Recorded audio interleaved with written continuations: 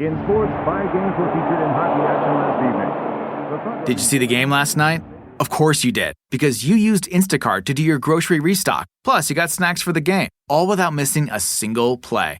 That's on multitasking. So we're not saying that Instacart is a hack for game day, but it might be the ultimate play this football season. Enjoy $0 delivery fees on your first 3 orders. Service fees apply. First 3 orders in 14 days. Excludes restaurants. Instacart. We're here. Hi, I'm Angie Hicks, co-founder of Angie. And one thing I've learned is that you buy a house, but you make it a home. Because with every fix, update, and renovation, it becomes a little more your own. So you need all your jobs done well. For nearly 30 years, Angie has helped millions of homeowners hire skilled pros for the projects that matter. From plumbing to electrical, roof repair to deck upgrades. So leave it to the pros who will get your jobs done well. Hire high-quality pros at Angie.com. There's no place to escape to. This is the last podcast. On the left. That's when the cannibalism started. What was that?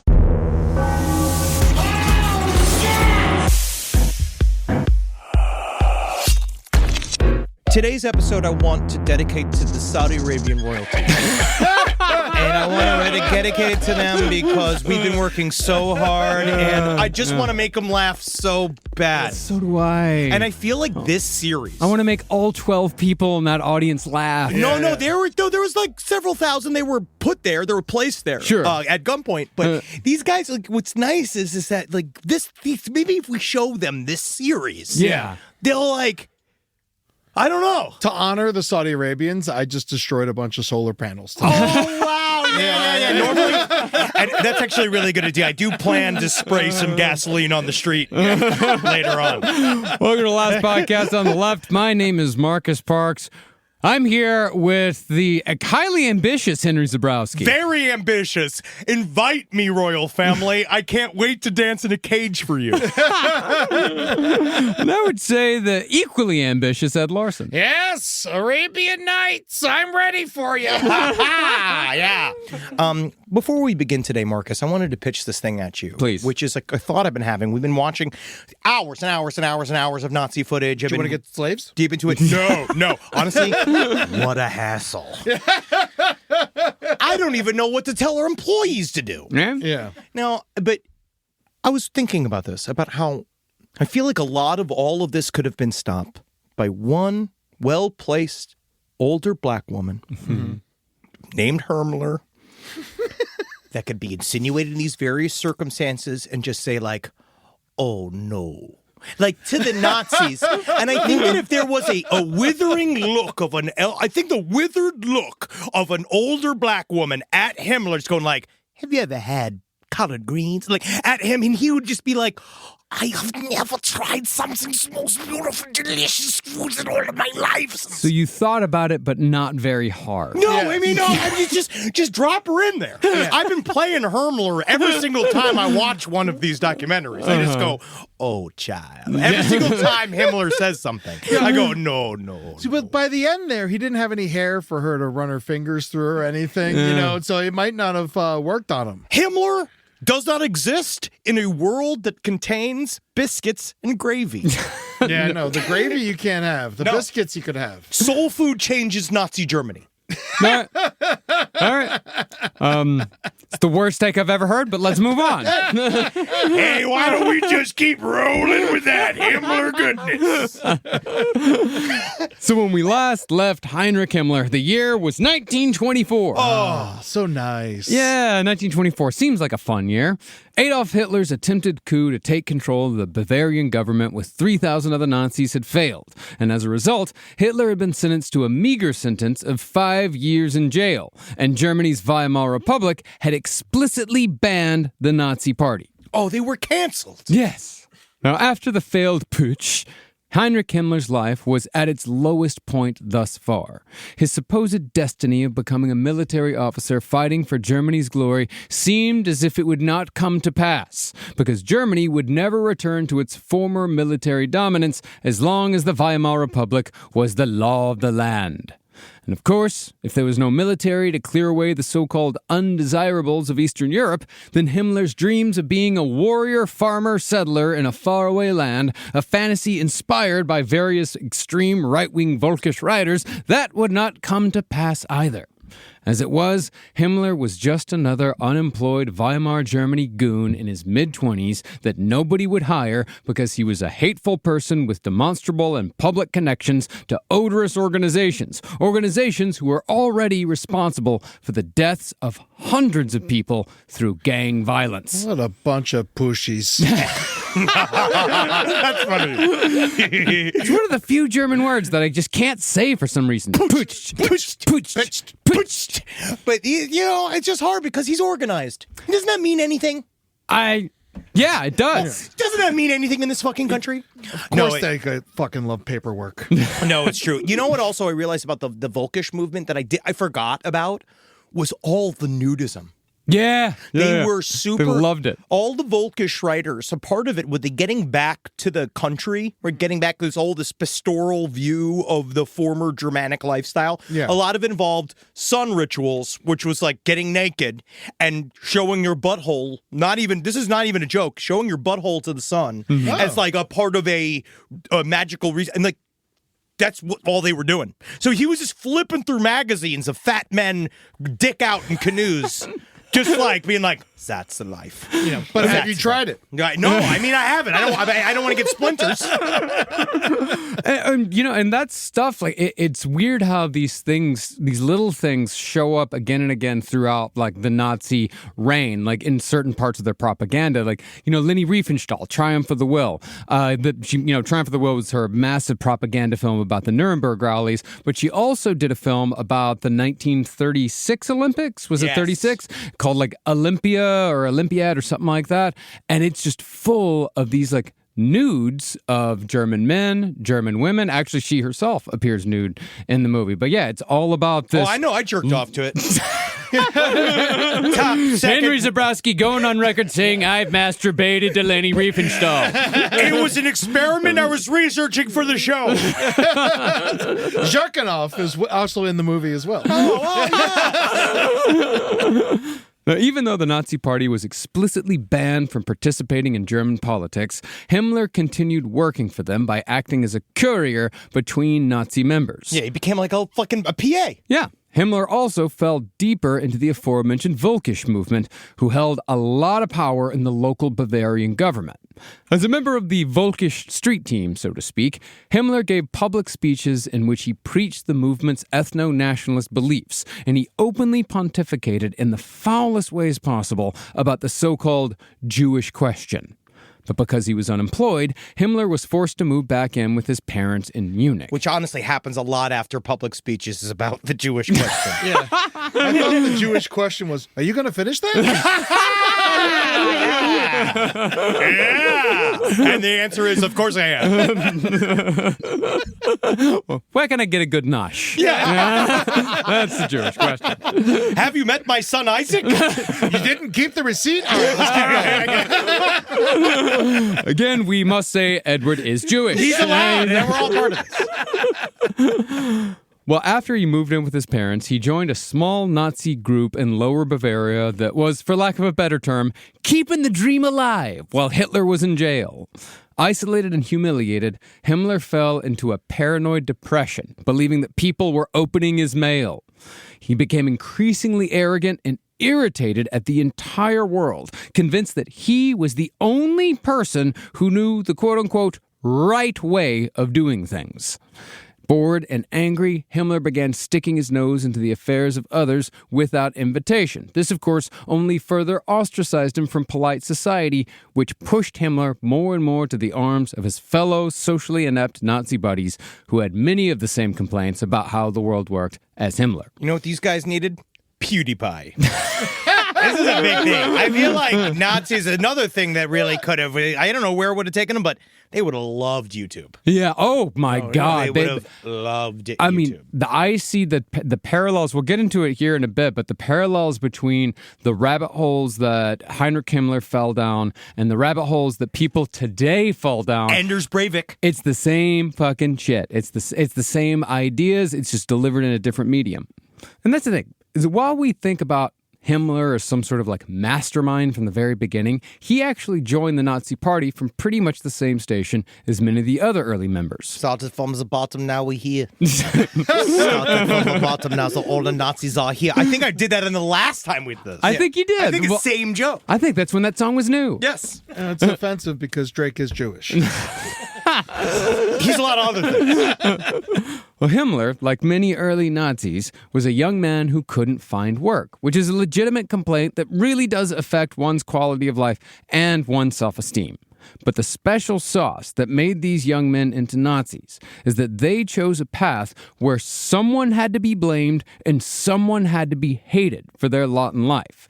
See, when a movement is founded on hate and blame, it becomes baked into every decision that movement makes. Furthermore, the hate becomes exponentially larger and more intense as time goes on. Basically, this is how we get from, hey, why is that brown person using food stamps when they have an iPhone, to alligator Alcatraz. Ugh, man, I fucking hate the term alligator Alcatraz. It's too cool. It's the Everglades camp. I know, like, you have to, like, tell people, like, you know, so they understand, but, like, alligator, it's like, if they're selling t-shirts of it, it can go fuck itself. It doesn't matter. It's an empty fucking swamp right now that they just get they're filling it back up, bro. Don't worry about it. Oh, I know. Yeah, it's so, I mean, it's not like Himmler was selling Dachau shirts. But hey, he's definitely left money on the table.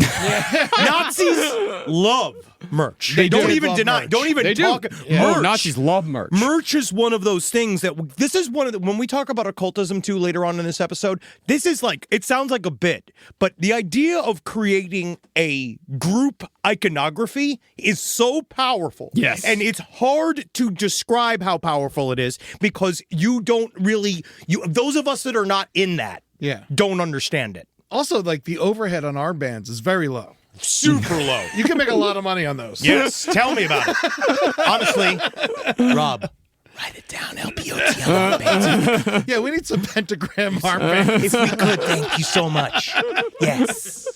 Now, even though Heinrich Himmler was in his loser era, he did briefly become engaged to the daughter of a banker while he was still living with his parents. The relationship, however, inevitably crumbled because of Heinrich Himmler's entirely unreasonable and strict rules for proper living, which sounds like the world's worst self-help book. Come to my signings this Saturday for Heinrich Himmler's entirely unreasonable and strict rules for proper living. Excellent. I'm an unreasonable person, and I hate living without rules. Then you must come to me and have fun. Rule me, thank you. How many rules do you have to chase away a banker? Banker's daughter. Supple, big-titted banker's daughter. You know how they make Old them. money bags. Yeah. Yeah, they fucking make those old girls. Well, Himmler placed all the blame for the relationship's failure on his fiancée because she was apparently too friendly towards another man. Himmler declared that she had, in his words, failed the test. You are the weakest link! Making the matter even more embarrassing is that Himmler was too chicken shit to break off the engagement himself. Instead, Himmler had his father write a letter to his fiancée's parents telling them to tell her that the engagement was off. And you make sure that you put in there that I think that she was rude and crude and lewd. And I just... Ooh, I hate her, Daddy. I hate the fairer sex. Why do they always lie to us, Daddims? But even after Himmler broke it off, he still couldn't let it go. He was determined to find damaging material that would further prove his point that she was unsuitable. So he actually hired a private detective to follow his now ex-fiancée. The PI, of course, found nothing. But when word got out that Himmler was harassing this poor woman, it only served to ostracize him further from normal society. Himmler, of course, blamed this further isolation on his ex-fiancée, because it seems like the central personality trait of a fascist is to blame everyone but yourself for your problems. Well, because you know why? If you're the problem, that means you got to fix you. No. And the thing is that it's super hard, but it's much easier to just attack people randomly. It really is. It's so much easier to just attack and attack and attack and attack. Yeah, just give in to the anger and let that take you away. You just gotta not feel anything. As long as you don't have any feelings, then it's actually a great way to live, and it always works because nobody wants to deal with you. And so a lot of times they just push you along, and a lot more than often push you up. Yeah, get out of here. But for Himmler, he would have to get someone to attack for him, because he would probably lose the fight to the woman. Oh, yes. A woman would have beat him to death. Yes. And so, what's an unemployed loser who lives with his parents to do after a relationship goes bad? Well, like many others, Heinrich Himmler dove down twin rabbit holes that are still warping the brains of young men today. He, of course, tripled down on the right-wing extremist ideology, but he alternated the anti-Semitic and highly nationalist dogma being spewed by so many Germans at the time with what else but the occult. In short order, Himmler began saturating himself with books about astrology, hypnosis, spiritualism, and telepathy, amongst other topics. Now, Himmler's occult obsessions are an interesting wrinkle in the Nazi story. Some historians have made the occult Nazi angle the focus of everything. Oh, yeah, because that's interesting. Oh, yeah. It's Indiana Jones. Oh, of course. Yeah. No, it's how you sell books. It's like if you say the motivations for the founding of the party to the military decisions Hitler made during World War II, if you say all of that was because they were doing rituals in castles and it was all this secret, it makes for a very cool story. Yeah, with the Spear of Destiny. The Spear of Trevor Ravenscroft. Yeah. Was the big guy who was into it. But I actually find that a very interesting smokescreen for why they did what they did. I feel like, well, talk about it here too, because you say like it's true. Then some people just don't talk about it at all. Yeah, others treat it as if even mentioning the occult is going to lose them any and all credibility. Well, it makes you not, quote unquote, not serious. Yes, it makes you not serious. So they ignore the occult angle completely. They claim that it had nothing to do with Nazi Germany.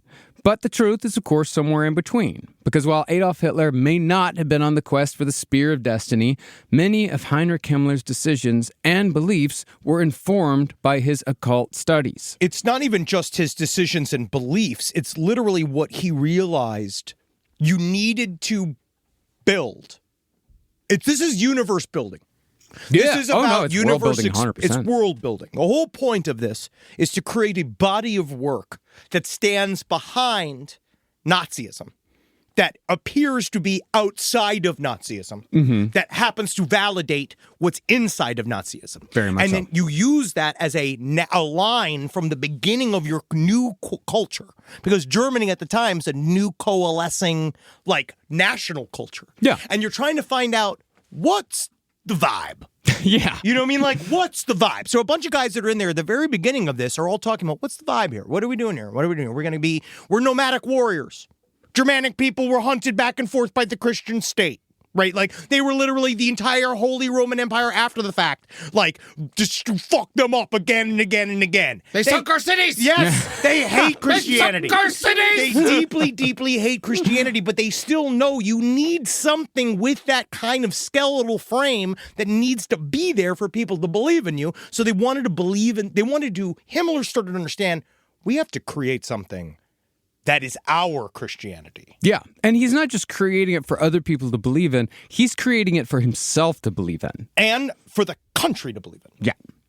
But the important thing to know about Himmler's so-called occult studies is that he wasn't like studying right-hand path magic and performing rituals to summon entities like Aleister Crowley or Jack Parsons, which I think is where everyone's mind goes when they hear the word occult. Instead, Himmler's occult studies were more in the realm of pseudo-history and pseudoscience. Put into modern terms, Himmler would have been far more interested in watching fucking ancient aliens and following influencers who have wild, vague theories about mysterious energies than he would in doing anything practical. Like, he wouldn't join a Wiccan study group at a local occult bookstore. For example... No, because honestly, a lot of times they'll celebrate Hanukkah. You know what I mean? They do a lot of stuff. Wiccans, it's always like we celebrate. They always teach everybody everything. You know? No, he's on the very dark side of this stuff. Well, it's not. We'll talk. Give me my time. Yeah, it's like the ancient alien stuff. It's, the complaint about the ancient alien stuff has always been... It's deeply racist. It's deeply racist because it's saying like, well, these people couldn't possibly have done this on their own. Yeah. And you don't realize that you could, if you throw thousands of artisans and artisan slaves at something and you don't have any sort of like workers' rights or any form of like kind of unions or anything like that in that way, then it's much easier to build those giant things. They also had thousands of years to do it. Yep. Yeah, they had a very long time to do it. And also, it's not like they needed to go home and like catch the latest episode of 90 Day Fiancé. Yeah. Oh, though. God, I wish they had. I wish they had that. 90 days! 90 days! Calm down! But even so, with Himmler, it's not like he would watch Ancient Aliens and think it's aliens. He would watch Ancient Aliens and think, oh, that's white people that did that. For example, Himmler was absolutely obsessed with the Great Pyramid of Egypt because he believed that it contained all forms of occult knowledge from various ancient civilizations that were all begun by the Aryan race. Basically, Himmler believed that the proof for all of his wacky theories about Aryan domination, these were always just out of reach. They were always in the next place. Well, yeah, oh yeah. Yeah, and if he could just read enough books and eventually investigate enough locations, he would finally discover that secret that's out there somewhere that would finally confirm all of his beliefs. Dude, it's so Indiana Jones. It is. Oh, yeah, but I love how much, because he did his homework. Another thing I noticed, like, is such a nerd side thing, but like Ravenscroft, the guy who like did the Spear of Destiny thing, Mary, that's supposed to be Marion's father. No shit. Because she's Marion's Ravenswood. And so like, and that's why he's looking for the Spear of Destiny and stuff like that. So like, it's like they just changed the end of the name a little bit. That's oh my God. Fascinating. Because no, but that's true, but it's works because it gives them extra zhuzh. It gives them an extra edge. It gives them something to be frightened of. If the Nazis are powered by ancient, unrecognizable German gods, then you can't beat them, right? Yeah. Like, that's the idea. Yeah. Now, Himmler was certainly not alone in his beliefs that the Aryan race had created all of civilization. In fact, spirituality in general was incredibly confused and confusing in Germany during the mid to late 1920s. See, one of the interesting things about German and Nordic people when it comes to Christianity is that a lot of them never quite bought into the religion in the way that, say, the Italians or the English did. Like, you never heard of it. Like, have you ever heard of it? Like, oh, I'm German Catholic. That doesn't fucking exist. And all you have to do, if you want to see how the Nordic people never quite got into Christianity, look at the fucking murderous Norwegian black metal scene in the early 90s. That's what all that was about. Burning down churches in order to bring back the Nordic gods. Well, and they got a lot of followers. All they remembered about Christianity is how you fucking chased us around the woods for hundreds of years. Yeah, and drowned us and all that. But the reason why Christianity never fully caught on is because the Germanic people hadn't quite let go of their pagan roots. They once had a whole pantheon of powerful gods, and many Germans saw their medieval ancestors as almost godlike themselves. They talked to their ancestors. They were close with their ancestors, and they viewed that as their own, like families almost had their own personal religiosities. Sure. You know what I mean? Where it was like almost like your line was way more important than an exterior god or heaven. Very much so. So, when writers like Alfred Rosenberg of the aforementioned Tula Society began releasing books that rewrote history from an exclusively white person perspective, a lot of Germans like Heinrich Himmler saw it as a confirmation of what they already secretly suspected, and they therefore added these claims to their own view of the universe. It's all creating things that look like they're accidentally there. It's like this idea that it was always validated. Yep. Now, in his best-selling book, The Myth of the 20th Century, Alfred Rosenberg claimed that the origins of Christianity were simply a philosophical interpretation of the eternal laws of the Aryans. Whoa. Those laws predated all other religions. Who wrote those laws then? The Aryans. But before them? I don't know. Who did it before? What happens then? The Aryans were the first. Next? The Aryans were the first. Someone had to be the first, and this guy said the Aryans were the first. So I'm just asking questions. By Rosenberg's reading of history, Jesus was either Syrian or Roman. anything but Jewish. Yeah, no way he ever said that or anything, or being a rabbi or anything. Yeah. But that didn't really even matter because every bit of Christian dogma had been stolen from Eastern religions anyway and melded with evil black magic. But besides the pseudo-history, Rosenberg also suffused his book with philosophy. He only reinforced Heinrich Himmler's ideas that humanism was a dead end, preaching that life was nothing more than an internal battle between the manly honor of a knight and the effeminate weakness of love. Well, I ain't heard no lies yet. I know how that fucking shit is, dog. Yeah, Henry. Oh, I know how that fucking dog walks. Yeah, no, that's you all over. Gallantry, knighthood. That's Constantly fighting. The two wolves in me is the knight that fights for honor and the evil, wicked poet that yearns for love. Fucking stupid ass. Hate love. that guy. I want to fight. Rise from your grave. As a small business owner, you know that change is the name of the game. Operational costs, labor markets, tariffs. Wouldn't it be nice if something stayed the same? How about your business internet rate? Get reliable, secure 5G business internet from T-Mobile for Business for $40 a month with a 5-year price guarantee when paired with a voice line. That's stability you need from the partner you can depend on. Switch now at T-Mobile.com/BI. Plus taxes and fees. Guarantee exclusions like taxes and fees apply. See exclusions and details at T-Mobile.com. This podcast is brought to you by Squarespace. Squarespace is an all-in-one website platform designed to help you stand out and succeed online, whether you're just starting out or growing your business. But you don't want to grow your business too fast because then people will get jealous and they will take your business out from underneath you by buying your URLs and selling them to others at cheaper prices just to mock me. Squarespace gives you everything you need to offer services and get paid. I'm about to make a website in which you have to register in order to make a horse-based website, and then I will have to approve it for you to even be allowed to use it. How about that? How about this point, I take away animal-based creative business opportunities from all of you, and I take your horse-based URLs, and I take your emo-based URLs, and I put them in the trash. What if I put them in the trash using my own powerful Squarespace-driven website made for me, by me, all right? Through the powers of Squarespace, the unadulterable powers of Squarespace. I love my experience. It's been a great experience. The problem has been everybody stealing my swerve. It's my websites. They were my emo paintings was mine. It was mine. But now, under animalurlsregister.com, all of you will come under the powerful thumb of Henry Zabrowski, fueled by the bullets of Squarespace. Check out squarespace.com/left for a free trial. And when you're ready to launch, use offer code LEFT to save 10% off your first purchase of a website or domain.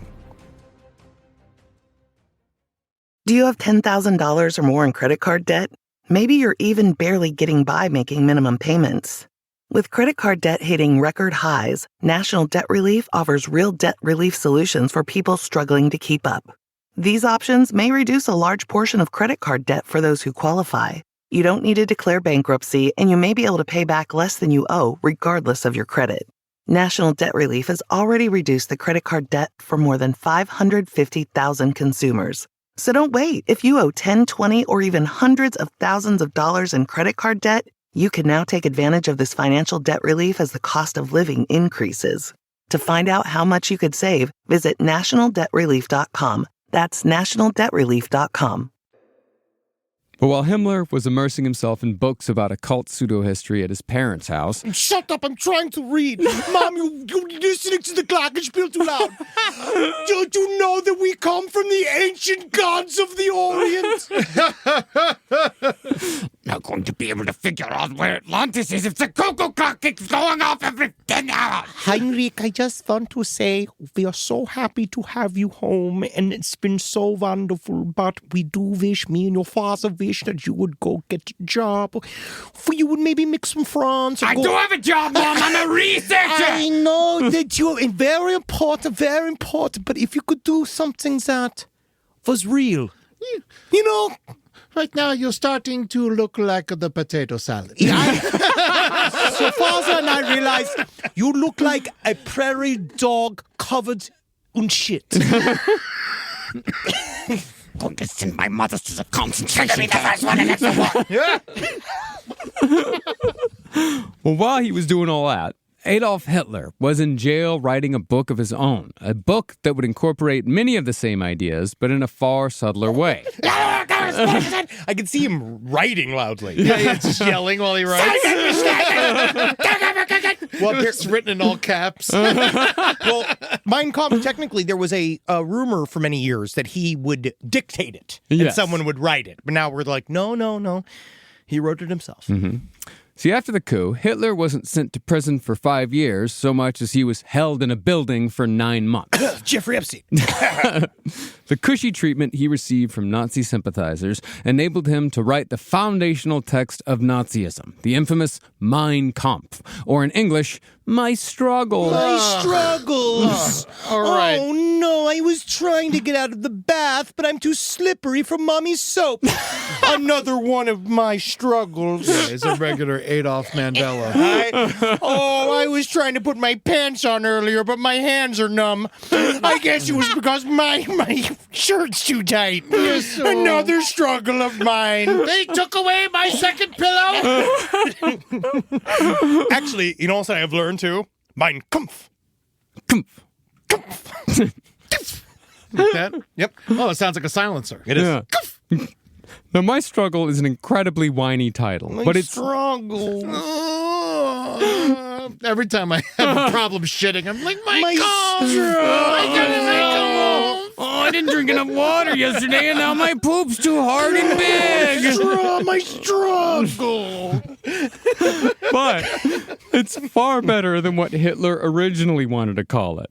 He wanted to call it Während halbjahre Kampf gegen Lüge, Dummheit und Feigheit, which is 4.5 years of struggle against lies, stupidity, and cowardice. not a snappy title. Okay, yeah, it's like fucking whatever, bro.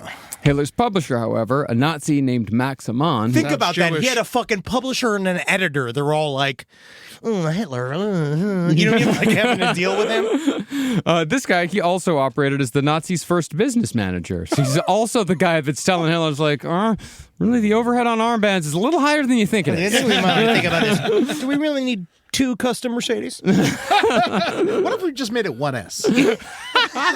Think about how much we'll save. Think about it. We say that's just one rune. That's one rune. The rune market's insane right now. Well, he talked Hitler into the much snappier title that we know today, Mein Kampf. And of course, one of the people who absolutely adored Mein Kampf was Heinrich Himmler. But not because Hitler was saying anything new. Personally, I think Himmler loved it because it was proof that there were plenty of other people out there who thought exactly the same way that Himmler did. He was just looking for the other ones. Yeah. And that was the thing. We talked about this. He's not inspired by Hitler. He was already there. Yes, he was there long before. I, too, also struggle. Something I like to hear. I do not like things to be easy. I do not like things to be not a hassle. It's just, when you go through life with a head like this potato head, you don't think of the struggles it's going to be. The more you point out your potato-like head, the more I realize that the Aryan blood in you is thin. The struggle was getting out of the lederhosen. Every time. It's leather, dude. Have you ever been in real lederhosen? No, I haven't. But I know you have. They're hard to wear. Yeah. They're heavy. It's like being inside of a boa constrictor. They should be honestly more giving. Because it's for big-gutted men and big-titted women. Mm-hmm. Any other thoughts? I don't know. It's just my podcast. Sounds like it's your struggle. Yeah. My struggle. Even though the publisher of Mein Kampf was a Nazi, he had still expected a racy personal story from Hitler when he offered to publish his book. That's the thing. He literally thought, I love this breakdown. Yeah. He thought that Hitler was going to write a spicy insider's view of the Beer Hall Putsch. Yeah. He thought he was at the very least going to dish, like, what's the inside story? How did it all go down? Tell me, what were you wearing that night? Like stuff like that. They literally thought they was going to be all, because they never thought that the Nazis were going to come back. Yeah. They thought it was over. They thought this whole thing was done. But I mean, this guy was still a Nazi. Like, he was a Nazi. But at this point, they're still super uncomfortable with being the bad news bears, right? Yes. They're super like, we are underdogs, and we're like, everybody knows, everybody roots for the underdog, and we are the we're like that. We're a fun band of rapscallions. Yeah. But Hitler did neither. He didn't even mention the very thing he was in prison for doing, the thing that had made him infamous. Instead, Mein Kampf is more about how Hitler used to be totally reasonable dude. Oh, yeah. Someone, you might even call him a liberal. Whoa, yeah, you that guy. Yeah. Hitler, when I first met him, I thought he was from San Francisco. Oh, well, what happened? The Jews. It's every fucking time. We should never let them in San Francisco. Yeah. He ran afoul of the Jews. Oh. Covering a wide range of topics that nobody but other Nazis would find interesting, Hitler ranted for nearly 800 pages about imagined Jewish and communist global conspiracies, along with the need to destroy France and the Soviet Union so Germany had room to grow. Lebensraum. Fucking 800 pages. 800. Of horse shit. 800. Have you ever tried to read it? No. Why would I do that? I have no reason to read Mein Kampf. So you know what's funny is that I got a feeling I know what's in there. Dude, the centerfold? Yeah. Ooh. Nice. Yeah. Ava Braun. I'd read it, but- Nipples out. I'd read it, but it got spoiled for me. Yeah, the ending. I have all the spoilers. Now, Himmler, of course, loved all the shit about the global conspiracies and the Lebensraum, but the parts that really caught his attention were all of Hitler's nods to the pseudo-histories that Himmler was reading, about how ancient Aryans were responsible for everything modern humankind enjoyed, and that all humanity forever lay in their debt. But what's important about this is that Hitler is not coming out and saying this stuff so explicitly, and he's not going into all the theory. He's just saying it. He's just putting the ideas out there. Because he doesn't really know. You know what I mean? Yeah. Hitler, we have to remember. Well, Hitler was he's reading the same books as Himmler, and actually Himmler's like, it's like, what is Hitler's reading list? I want that. And he actually did get a copy of Hitler's reading list, and he read all the same books that Hitler did. Was it on his Patreon? Because we have ours on our Patreon. Go to patreon.com/lastpodcast11 and you can get your own Mein Kampf reading list.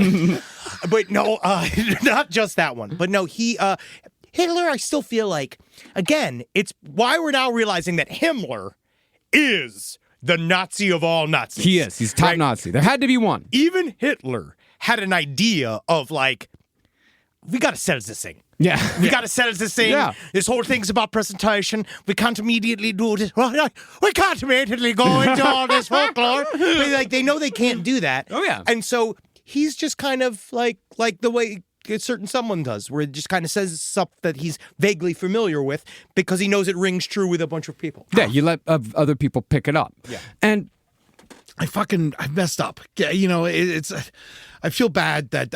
Can you ask me if I read Mein Kampf again? Yes. Have you read Mein Kampf? I struggle to get through it. You've been thinking about this whole fucking time. Didn't listen to a goddamn word he said. I can check back to you now, Marcus. Where are we? Nice struggles. Well, the idea that Hitler was putting forth, that Aryans were responsible for everything that modern humankind enjoyed, this is exactly the same line of thinking used by certain right-wing commentators today, the ones who maintain that white people built modern society. It's the exact same myopic shit Hitler was spewing in 1925. It's just dressed up in a more acceptable package. Is it? I actually don't think it is. Well, I mean, acceptable enough. I guess. Do they have the part with the white people killing all the dinosaurs? I wished. And that means defeats the dinosaurs. But, yeah, now that I think about it. Is this Rabbi-osaurus? Now think about the it. uncircumcised, the penis of the devilic Brontosaurus. Brontosaurus. You know, if there were dinosaurs running around, we wouldn't get anything done. You're right. You're right. No, I'd be chasing them. Now, another concept that Himmler loved in Mein Kampf was the idea of the Third Reich. See, according to Hitler, the first so-called Reich was the medieval Holy Roman Empire, which lasted from the year 800 until 1806. That's a big-ass Reich. It's the biggest Reich. It's the biggest Reich. Now, Thus far. that is like the idea of, like, that's where all the great guys came out. Oh, right? I mean, this is where Frederick Barbarossa comes from. This Okay. is also where, like, Richard Wagner, Hitler's favorite composer, it's where he got a lot of his characters, like Parsifal the Knight and the villain Klingzor, who becomes a hero just by virtue of being a villain in a Wagner opera. Am I not allowed to like Wagner anymore?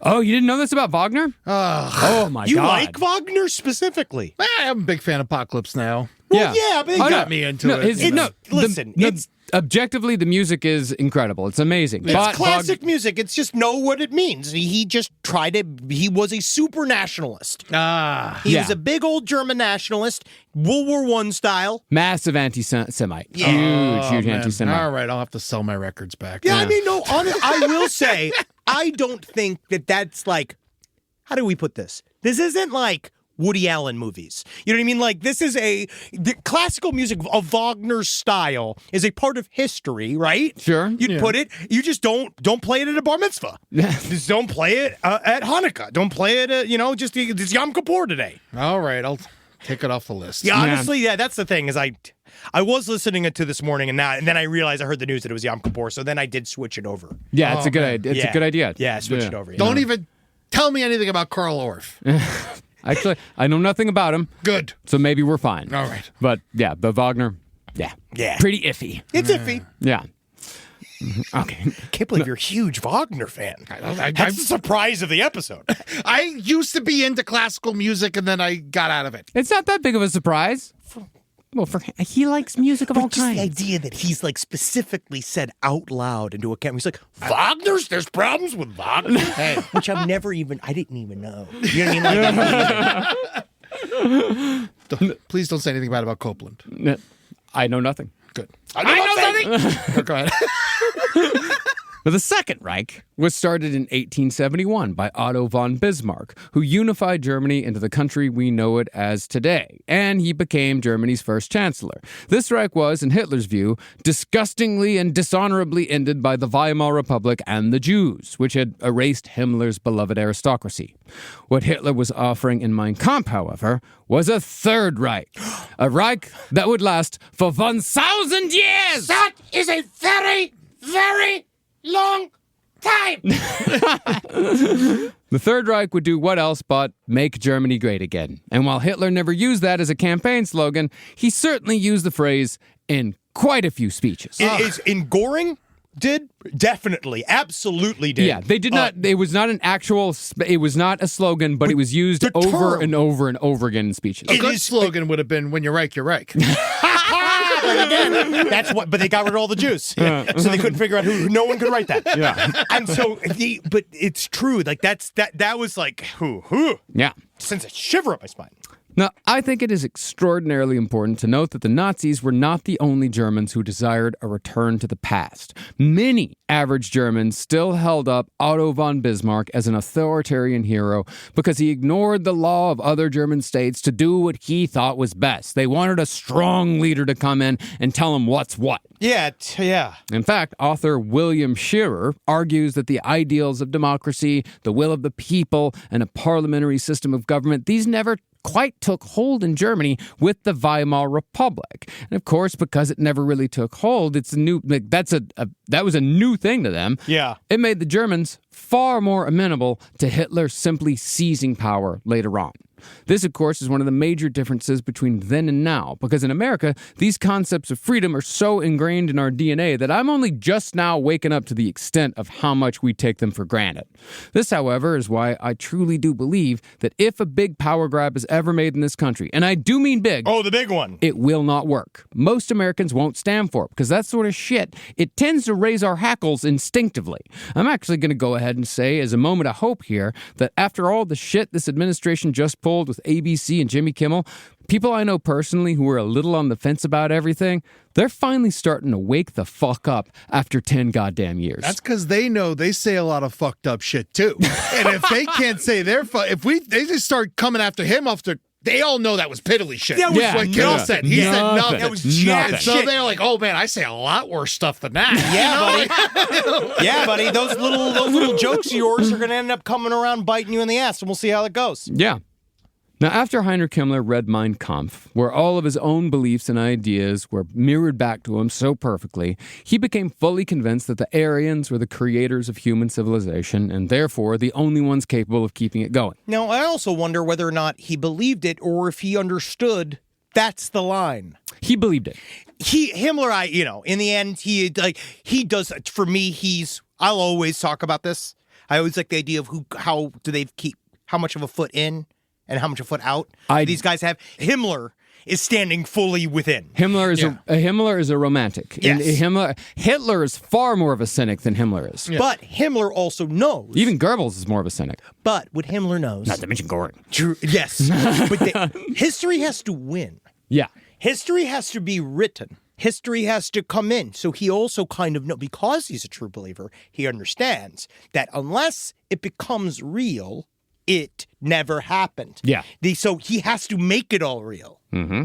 Well, here might be a good place then to talk about where the idea of Aryans actually came from, because it was not, as is often supposed, Madame Helena Blavatsky, the famous American occultist who first popularized the term.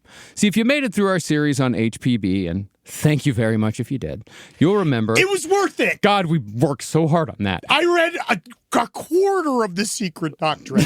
You have any idea what it's like fighting your way through that horseshit? It's not that secret if you put a book out. Exactly.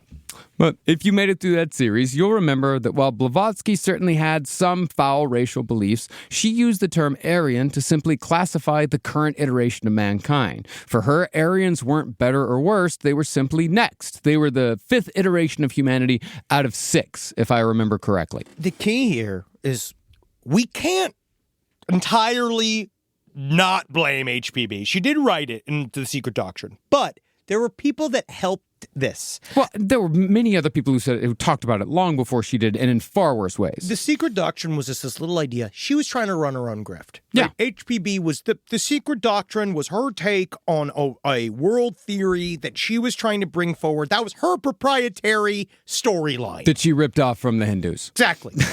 That's what grifters do. Yeah. But the problem is other grifters started to arise. So a part of this Volkish movement, like when that really started, there was a guy by the name of Guido von List. Yes, who was far more to blame for the Aryan thing than HPB. He's a funny looking guy. Have you seen him? Yeah. You remember that he looks like kind of like Dr. John / the guy that he has like a beret on. Like he wears a beret. He looks like, what was that French chef?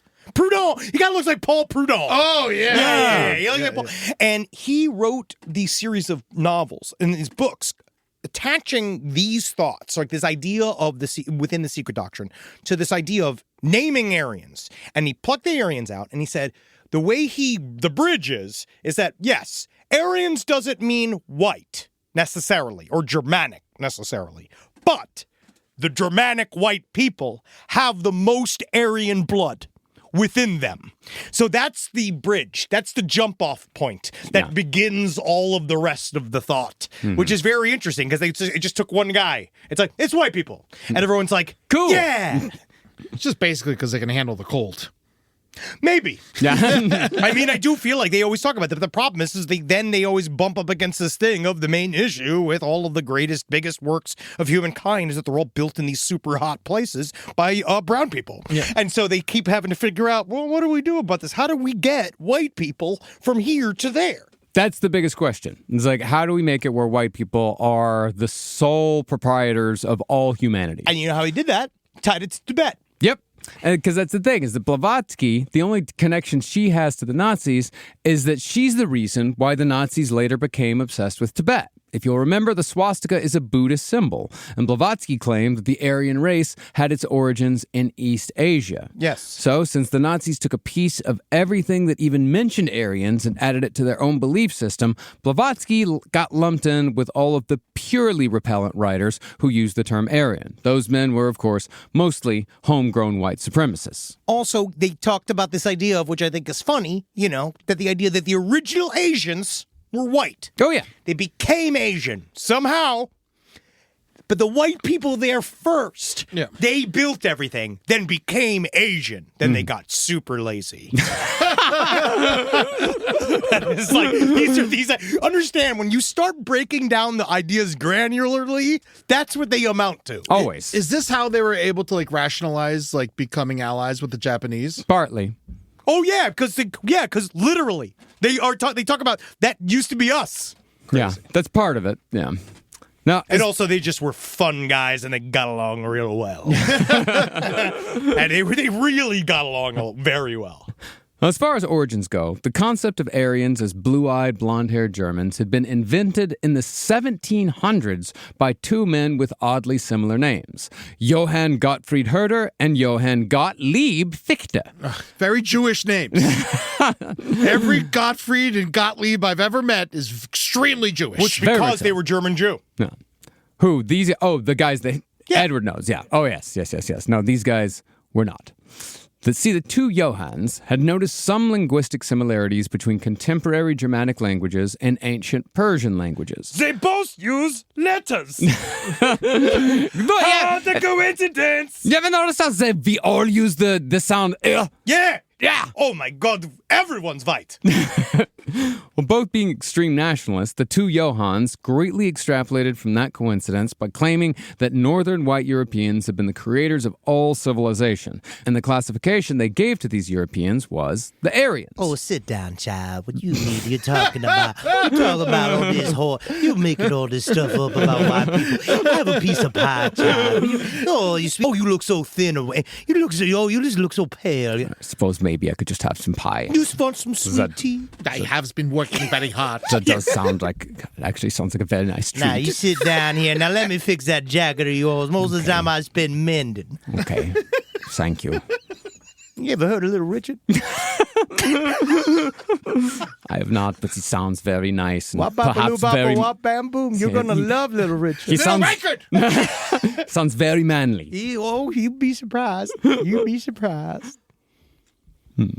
Now, of course, all of this begs the question as to why it isn't common knowledge that the Aryans created everything. Why everybody doesn't know that white people were the start of every single aspect of civilization. Yeah, why not? I mean, why has this earth-shattering fact been buried over millennia? Yeah. And more importantly, who? Oh, Marcus, I don't know if I want to know the answer to that. It's the Jews! Oh, actually, I did know. Always. It's the answer to everything. Everyone. Because honestly, how easy is that for them? Yeah, it is. They do make the Jews sound extremely successful. But we're going to get into that later. Jews are both the most powerful cabal that run everything, and they're slimy, pestilent rats that need to be destroyed. There is an absolute reason behind that, which we're going to get into later on. Oh, yeah, and we're going to isolate that and ruin Henry's life. If we could, yeah. If we could put that Henry Zabret like as a quote, that'd be great. Honestly, thank you. If we could send that to our agents, that'd be great. And make sure they knew he said it on Yom Kippur. Yes. I am trying. Now, the Aryan idea was reawakened in 1919 by the writer Hans Gunther, the author we spoke of last episode who wrote one of Himmler's favorite books, The Night, Death, and the Devil. Gunther came up with 5 human races based on physical, intellectual, and emotional traits, and he placed the Aryans on top. Gunther was also a staunch conservative who despised the Weimar Republic, and he believed that the Aryan race was so advanced that they might as well be their own species. Like, you wouldn't, let a dog be president and expect him to do a good job, would you? Wait a second. Do So you mean why would you do that with a Jew? is he guessing about my heir president script that I just wrote? Airbud is president? Where everybody in the government dies except for Airbud? And he has to be president of the United States of America? And then he goes to war with Iran? But then the guy finds out he's a good boy? And then everybody hangs out and it's fine, and then Iran gets a cat, and then they fall in love. Brilliant. Have you sent that off yet? No, mostly it's all old notebook paper. I wrote it in my dookie. Copyright. I say copyright. I got it. It's fine. I say copyright. I say copyright. My struggle. Another struggle. Golden retrievers. Also, the Aryans are dogs. Wow. Who's the Jew of the dog world? I'm not going to answer that. refuse to answer that. It's not the Irish setter. Yeah. Now, Gunther's books and other romantic tomes in the Völkisch vein were runaway bestsellers. Many used the central idea that the so-called sick and impure races had to be exterminated, while the remaining pure-blooded Nordic stock must exclusively procreate with each other. It is, I think, important to note that these books outsold Mein Kampf by incredibly large margins, meaning that there were a lot of people in Germany who dug this stuff even before Hitler amplified it. Heinrich Himmler, however, was the one person in Germany who read all this garbage and began giving serious thought as to how one could actually pull all this off. And he started thinking about it long before the Nazis rose to the full height of their powers. Did Himmler ever write a book? No. Those who can't do, teach. He had his diary. He had his copiously kept diary. Yeah. Oh, man. You got a diary now. I have a little journal. Yeah. The poop diary. Oh, well, I have to. I do. I am on it. Airbud script. I'm dealing with I'm literally dealing with a doctor right now in which I'm going on this. I'm trying to figure out stuff about my diet, and I have to keep a diary of my bowel movements, Cool. and I have to describe them. So, like, stuff like 2 paragraphs, 3. Boy, I'm shooting for longer. I'm shooting for 2-page ink. Just stuff like, I sat down to poop. It was just a pee. Be back soon. be back soon. Love you. I love you. Good night. And then doing. Then P.S. Ed was so mean to me today. It was mean today. My poop looked like a bunch of raisins. Thank you. I never had any instinct to read anyone's diary, but I would love to get my hands on that. Dearest Dr. Chrysanthemum, how does my poop find you today? I hope well. The brown today was most surprising. A serene mahogany, like an old woman's chair.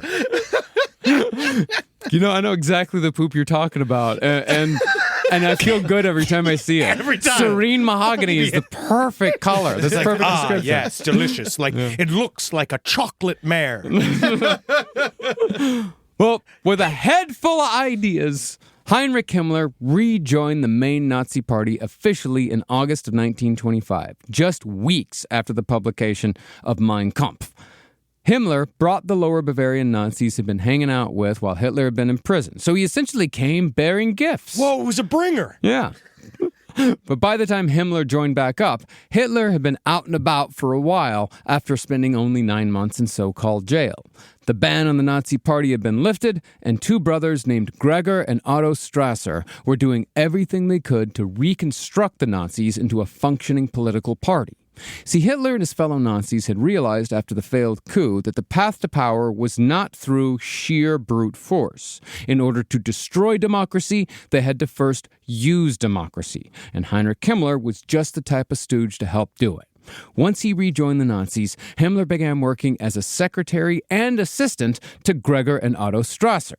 They took a shine to Himmler because, one, he owned a motorbike, which was super cool and useful. Yeah, it's fine. Yeah. And he could type a lot of words a minute. Yeah, he could. But more importantly, Gregor and Otto Strasser recognized Himmler's frustrated ambitions to be a soldier, which was certainly something they could use to the party's advantage. I want to go boom boom.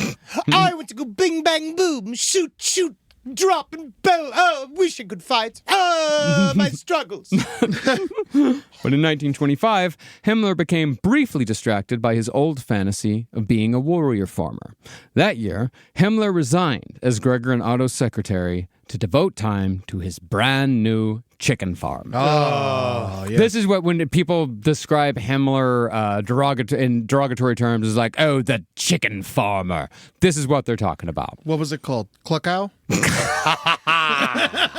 Put it on top of the wire.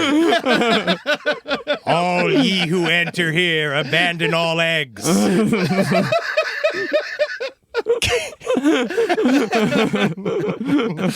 I actually weirdly think, I mean, this is really fucked up, but I do weirdly think that being a chicken farmer is actually quite similar to the way he viewed human beings. Possibly. I mean, at least I think that viewed human beings that he didn't consider to be Aryan. Which is everybody. Yeah. Now, 1925 is the year that many Nazis found, for lack of a better term, their groove. Let's groove tonight.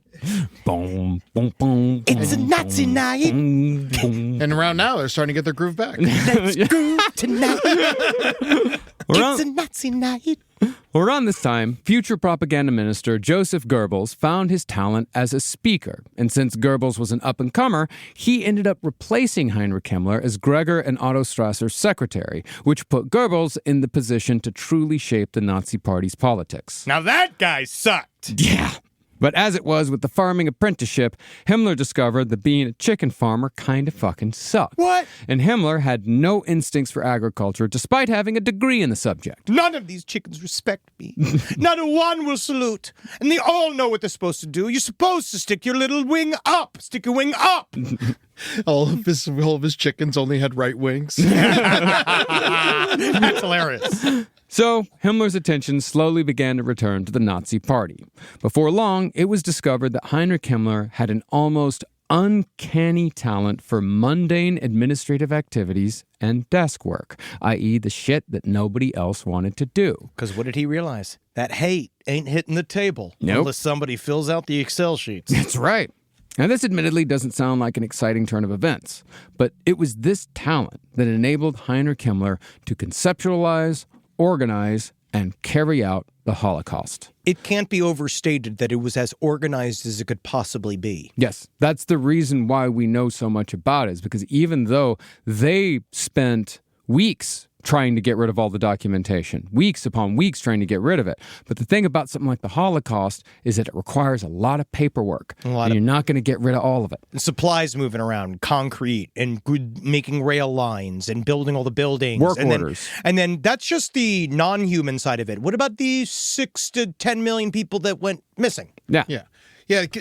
How do we not know how many people were actually killed if they kept such accurate records? It's because there was so many killed. Well, because and some was official and some was off the books. Yeah, and they also didn't necessarily keep records of like, this is how many people were killed. It didn't go that far necessarily, not always. No, because once they were dead, they were dead. Unfortunately, they didn't treat them like people. Yeah. The idea was that it was really all about capacities. What we know is stuff like the fuel that had to go to run the crematoriums. Yeah. That's how we know how often they're running. How much And then- Zyklon B they had to order. Yeah, and then like how many people can fit in, by how long were they running them? That's how they have to figure that out. Yeah, and then when you start going into Eastern Europe, like when we start getting to the Einsatzgruppen, it's like, okay, how many bullets are they ordering? And they can actually go there and dig up some of the mass graves and maybe count some of the corpses. If you're really a fun person. If you're super curious. Yeah. I mean, we could go to Poland, buddy, and we could fucking, and you We need a should. shovel. We yeah. need to go. Yeah, you really do. Poland's incredible. No, I want to go. I can't wait to go to Krakow. Now, I could be wrong about this because I'm still very much learning about Heinrich Himmler, but when they captured his home in his safe, wasn't it just filled with paperwork? Yes, we'll and get not to all, money. Yes, Yeah. we'll get to all of that. Yeah. Well, Himmler putting together the Holocaust, this was, of course, in addition to Himmler's construction of a network of terror and brutality that tormented, intimidated, and oppressed the whole of Europe. It didn't matter if you were Jew, Gentile, or even a fellow Nazi. You were scared of Heinrich Himmler and his people. Well, he now knows, too. He understands that the most powerful fear is the stuff from inside the party. Yes. Now, eventually, Himmler's ambitious diligence was noticed by Adolf Hitler, who made the decision to make Himmler second in command of a small corps of men known as the Schutzstaffel, which in English roughly translates to the Protection Squad. Basically, these men began as security guards, the ones who tried to prevent assassinations and attacks carried out against Nazi leaders. History, however, knows them better as the administrators, guards, and executioners of the concentration camps, the dreaded SS. Now, the SS was only 200 men strong when Himmler was put second in command. But while he was half-assing it at his chicken farm, he was also spreading his occult beliefs throughout the SS, which basically made the SS an occult organization. It's so hard to get all those chickens to sit at a round table. They don't even understand what a grail is unless you fill it with feed. I can't believe he was bad at it. I mean, he already looks like an egg. I know, but that's the problem. I actually think that Yesterday I was potato, today I'm egg. Which one is it? Make a decision. But the chickens look at you being like, you're just a baby. But I find it's not just the point of the SS was the occult angle, because it was an exact opposite vibe of the stormtroopers. Oh, yes, which we're going to get into. Yeah, so the idea was that he made the SS specifically to house this philosophical viewpoint. Yes, indeed. And I didn't know it was Schutzstaffel. I always thought it was shit suckers. They are. That is actually how it's actually pronounced in Detroit. Well, as far as the SS being an occult organization, Himmler did his level best to spread his beliefs into every single man who became an SS member. See, Himmler had cobbled together a Nazi-approved version of history that began with the Aryans living their best lives in a mythical land called Hyperborea, which was supposedly located in the far north of Europe and sounds quite a bit like Atlantis. No, but it's cold. Yes. See, like Atlantis, Hyperborea sank or disappeared, but there were survivors. Supposedly, the survivors were made up of the ancestors of Aryans, Jews, and the Romani, who often get overlooked when we talk about the Nazis. Yep. See, the Romani played a central role in the Nazi myth, acting as the evil turncoats who had betrayed the Aryans on Hyperborea. Himmler taught his SS men that the Romani were deeply antisocial, treasonous, and ultimately responsible for the flood that had destroyed most of the earth 12,000 years earlier. Honestly, Romani just mostly have some of the most entertaining weddings I've ever seen in television history. Indeed. This myth was the justification behind the murder of between 300,000 and 1.5 million Romani during World War II. These murders were perpetrated by the Nazis and specifically Himmler's SS, either by simply executing them where they stood in their homelands or, later, by shipping them off to be killed or worked to death in Himmler's concentration camps. Man, 300,000 to 1.5 million is a huge gap. Yeah. I mean, that's how it is with every single number in World War II. Like, because the records didn't necessarily exist in the way they do today, it's like a military operation. Like every military knows exactly how many men they lost. Yeah. But when it just comes to people, like, you don't really know exactly how many Romani were out there. You have an idea, and then not only that, you don't know some of these people. You don't know, some of them might have just moved somewhere else. They might have just been they might have just ran away and got away, chased up, or they could be at the bottom of a fucking pit. You just don't know. Also, the key here is to remember the SS is a paramilitary group. So it's another interesting factor that Hitler did, that he understood to separate things from the main body of the official governorship and the official military of Germany. So a paramilitary group doesn't necessarily have to follow all the same regulations and all this kind of same thing as the military, and they can go do a bunch more off the books. Mm-hmm. Yeah, I mean, they're just guys. They're just guys. Like, they're not, like, the SS are not soldiers. They're just men in uniform. Yeah, they're just guys. They're just, seriously, the SS is guys that Heinrich Himmler, who himself is just a guy, they say, like, you look good. Come on. Yeah, you're tall. Yeah. You've got a scary look. You got blue eyes. Yeah. But according to Himmler's myth, the Romani's treachery on Hyperborea was nothing compared to that of the Jews. See, the central tenet of the Nazi story, the thing that answers the seeming contradiction between the Jews being simultaneously all-powerful and subhuman, was that the Jews and the Aryans were locked in a never-ending battle of domination over the earth that could only be won if the Jews were exterminated and their religion destroyed. It's not that the Jews were necessary, like, that's the thing. It's not that they were not, it's not that they didn't have power. The whole point was like, no, they're very powerful, they're just evil, and they must be eliminated. But this was not necessarily just so the Nazis could spend all their time as warrior farmers, because one of the little spoken of aspects of Nazism is that it was ultimately an apocalypse cult. They believed that another great cataclysm like the Great Flood was coming, and the reason why they had to sweep away all of their rivals for earthly supremacy was so the Aryans could survive to lead human evolution to the next level. Again, the worst villains of history believe they are heroes. Mm-hmm. Himmler believed that putting all of this together was going to save the world. The greater good. Always about the greater good. Interestingly, though. But at that point, onto that level, I don't think he believed in that. I believed he was just like, once the Nazis are in power, we'll see. I feel like once we've achieved world domination, there's the ceiling, there is no ceiling, we could do whatever we want, you know? Yeah, maybe. But interestingly, Himmler did not keep his historical fantasies to just Germanic origins. Just like it was portrayed in the movies, Heinrich Himmler really was obsessed with finding the Holy Grail. It's still white people shit. Yeah, he believed that the inevitable war for domination over Europe would lead to the acquisition of the Grail, and once found, it would be placed in a castle where it would be guarded by Himmler's modern medieval knights.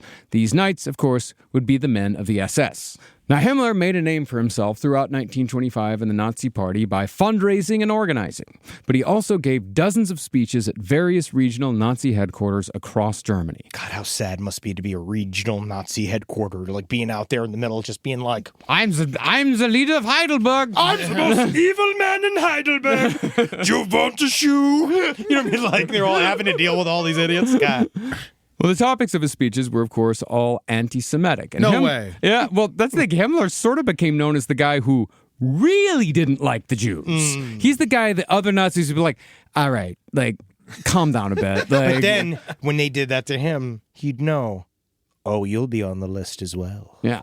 In speeches that were often over 2 hours long, Himmler would openly complain that if Germany had gassed more Jews during the Great War, then maybe Germany would be in a better position than they currently were. But judging from Himmler's speeches, top Nazi Joseph Goebbels took notice of the 26-year-old hate bug. Before long, Goebbels had made Himmler the deputy Reich propaganda chief, writing, quote, Himmler's a good fellow, very intelligent. I like him. First time anyone had ever written that about Himmler. I like him. And guess who it was? Joseph Goebbels. That's who likes you. You know what I mean? Like, But then again, you're Heinrich Himmler. Yeah, so exactly. It's just like... It's fucking 26. 26. It makes me so crazy. And he looks 45 when he's 26. He didn't moisturize. No. But one thing that set Himmler apart from the other Nazis was that Himmler was not brought into Nazi leadership through Adolf Hitler's charisma like so many others. In fact, Himmler never spoke about Hitler directly in his speeches, because Himmler was playing a different game than most other Nazis. See, many Germans have been swayed far more by Hitler's promise to return Germany to its former glory than they were by all the Jewish stuff. In fact, the race talk, I was sort of waved off, much like that sort of thing is waved off today. Like fucking so what? Like, Hitler, he might say some stuff about the Jews that goes further than I might, but, Hitler just, says stuff, like, he just says whatever comes to his mind. He's crazy like that. I love him for that. And they're all, literally, and again, it sounds familiar in that way, where they're like, he's just fucking spouting off, and he's just saying, he's just trying to get attention, he's just like, it's all just his personality. That's just him. He's just playing to his base. I mean, the more important thing is that Hitler is going to give us jobs. He's going to take care of the farmers again. And also, aren't Jews kind of annoying anyway? Like, don't you kind of think that Jews are a little bit annoying? Like, you can admit it to me. You can, because we're not Jewish, you can say it to me. Yeah, it's kind Why would you say that? Are you calling Gilbert Gottfried annoying? Yeah. What? Himmler, by contrast. Honestly, God help us, if they had met Gilbert Gottfried. God help. Or would they be turned? Would they be like, I love this little angry man. Like, I feel like they could literally, he is fucking hilarious. I could see that. Well, obviously, we all know all the stories about Hitler bringing Jewish entertainers into the castles, and he was obsessed with Jewish singers and comedians, and he would play movies and Wizard of Oz and all that shit. It's always, everybody's, again, hypocrites. Yes. And is there anything worse? Worst crime. Yeah. Himmler, by contrast, he came to the Nazis with his beliefs fully formed. The Nazis were simply the ones who were saying in public what he'd already been saying in private for years. And Himmler saw in the Nazis, and therefore in Hitler, a path towards actually making his horrid dreams a reality. The key is, remember, he's not here to make Hitler in charge. He wants to make Hitler in charge only because it's going to give him license to spread his hatred on everyone. Yeah. Now, once the Nazis really started cooking in the mid-1920s, Himmler immediately saw how he could rise in the ranks. He would sit back and watch the other Nazis rip each other to shreds. And when one Nazi fell, Himmler would pick up the responsibilities left behind. He was sort of a power scavenger. Himmler also knew how to leverage his comrades to get support from Hitler indirectly, by concerning himself with organizational matters, communication and propaganda, and endless reports, Himmler made sure that when people spoke about him to Hitler, it was only to say how amazing and capable Himmler was at everything he did. It also shows that Hitler was like, it's more just him seeing all this paperwork and going like, oh, he's very busy. And it's like, he's just not, it's all of this. It's all. There's one thing I love. It's a busy bee. Busy bee. And they're all just like, that's the thing. It's all surface level. Like they're all like lying to each other. But the other side of Himmler's rise to power was that he knew how to set up the rules so that other people would be sure to break them. And when they did break them, he gained only further opportunities to gain influence. Once Himmler got a little more responsible and trust within the party, he put together a pamphlet which laid out guidelines for all Nazi administrators. This was basically the beginning of Himmler practicing for the day when the Nazis were in power and his view of morality could be forced upon the whole of Germany. Keeping with the strict guidelines set out by his father when he was a child, Himmler wrote that failure to keep deadlines would result in a stern warning, and when necessary, these failures would be reported directly to the Führer. You don't want me to tell Daddy, do you? Now, this may not sound like such a big deal, but remember that the Nazis were at this point, they're basically a bunch of dudes in their early to mid-20s. That's a fact that is often forgotten by history. Heinrich Himmler himself was only 26 years old at this point, so he knew that placing extreme importance on deadlines was going to get a lot of Nazis in trouble with Hitler, who, Hitler, ironically, was himself famously lazy. I don't think it's ironic. I think it's built in. I think it's the idea is that he can be lazy. You know, he's in charge. He's the Führer. But he can be lazy. The rest of them can't. The rest of them, God forbid, they're lazy. Yeah. And Himmler does have resting tattletale face. He does. Well, then again, Himmler was working when Hitler wasn't working. Yeah. You know what I mean? Himmler knew. And I like the idea of Hitler was never working. Yeah, never. And I love the concept of power scavenger. Yeah. Because it's a corporate thought. It's a way these guys... Well, it's how fascism works. Why do you think we have David Zaslav, who's never made a fucking movie in his life, in charge of one of the most important show business pillars right now, right, economically? Mm-hmm. Because he's good at all the other dumb shit except for making movies. Yeah. And so someone likes that. There's somebody they understood at some point, oh, we're sitting here all day making movies when we should be making money, and that's how you find yourself in a corporate idiot running everything. This guy is just great. He's great at the corporate edge, and that's exactly how the Nazis are going to make it to the top. Yep.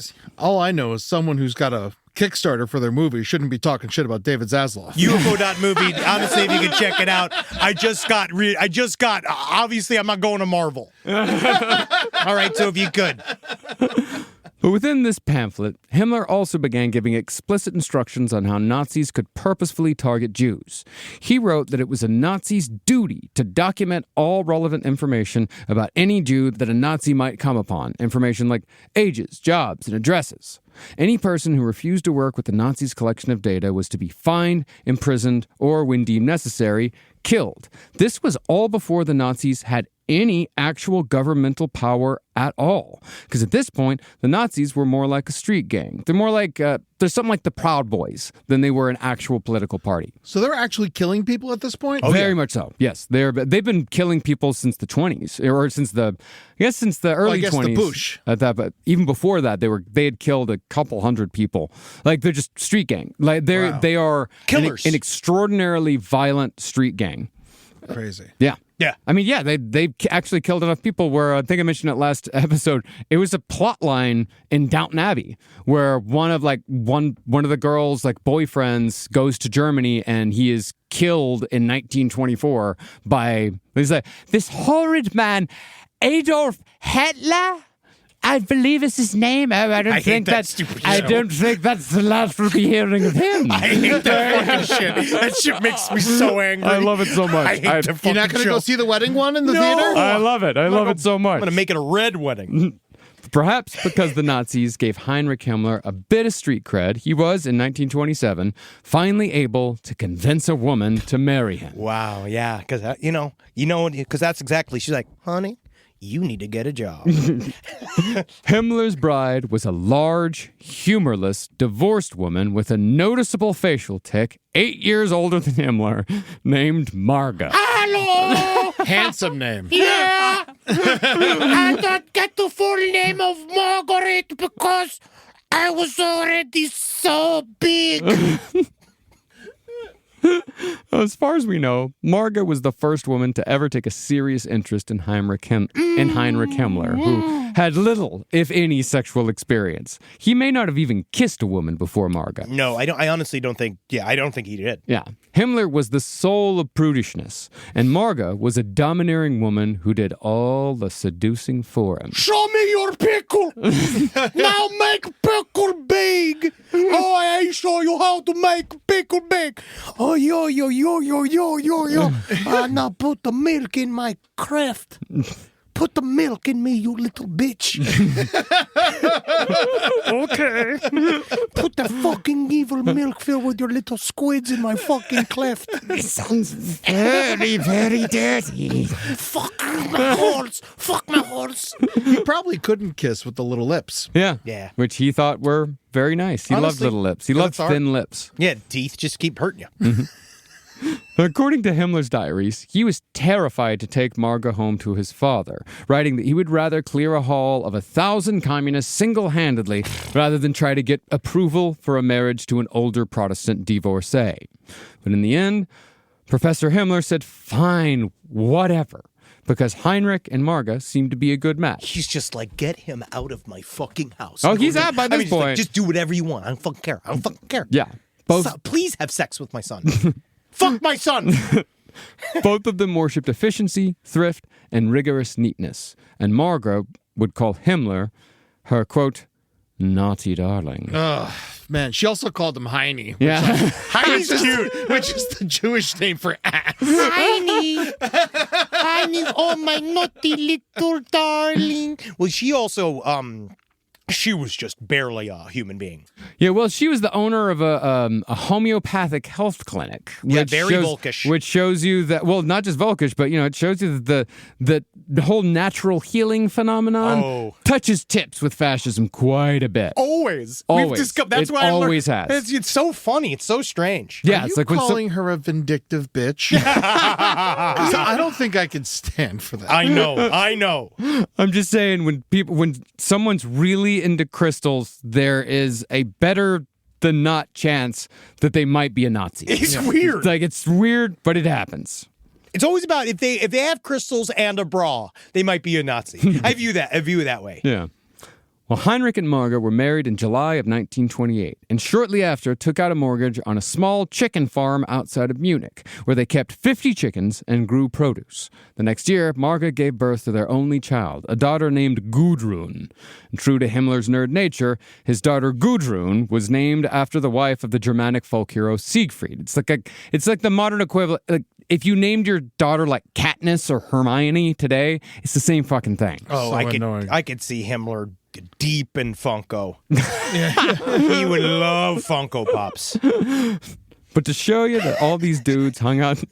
I've got to drive to Dragon Con. There is a limited edition female silver surfer from Fantastic Four First Steps. I must acquire my Doctor Who Funko Pop, or there will be vengeance. He was kind of like his own Funko Pop. Yeah, he was. Tiny, big-headed piece of shit. Thank you. But to show you that all these dudes hung out together and formed their own little world bit by bit, the man who delivered Gudrun Himmler was one of the great villains of Nazi Germany, Dr. Victor Brack. About a decade after delivering Himmler's daughter, Dr. Brack would lead Himmler's euthanasia program. Aww. Oh, nice. Yeah. Keep it in the family. Yeah. The youth in East Asia. Yeah. You know who'd be great for this? You remember that guy who delivered Gudrun? Yeah, he would be great at annihilating the Jewish race. Well, actually, Brack was in charge of Action T4, in which the Nazis murdered 300,000 people with disabilities and supposed mental illness. In essence, Dr. Brack oversaw the dry run for the Holocaust. The Action T4 was like, let's try this out, see what people think of it. Just so you know, in the industry, we call it, it's Tech Week, but we call it Hell Week. And that was a good run. Yeah. Yes. Gudrun, Gedron. It's allowed. He is just a Jew.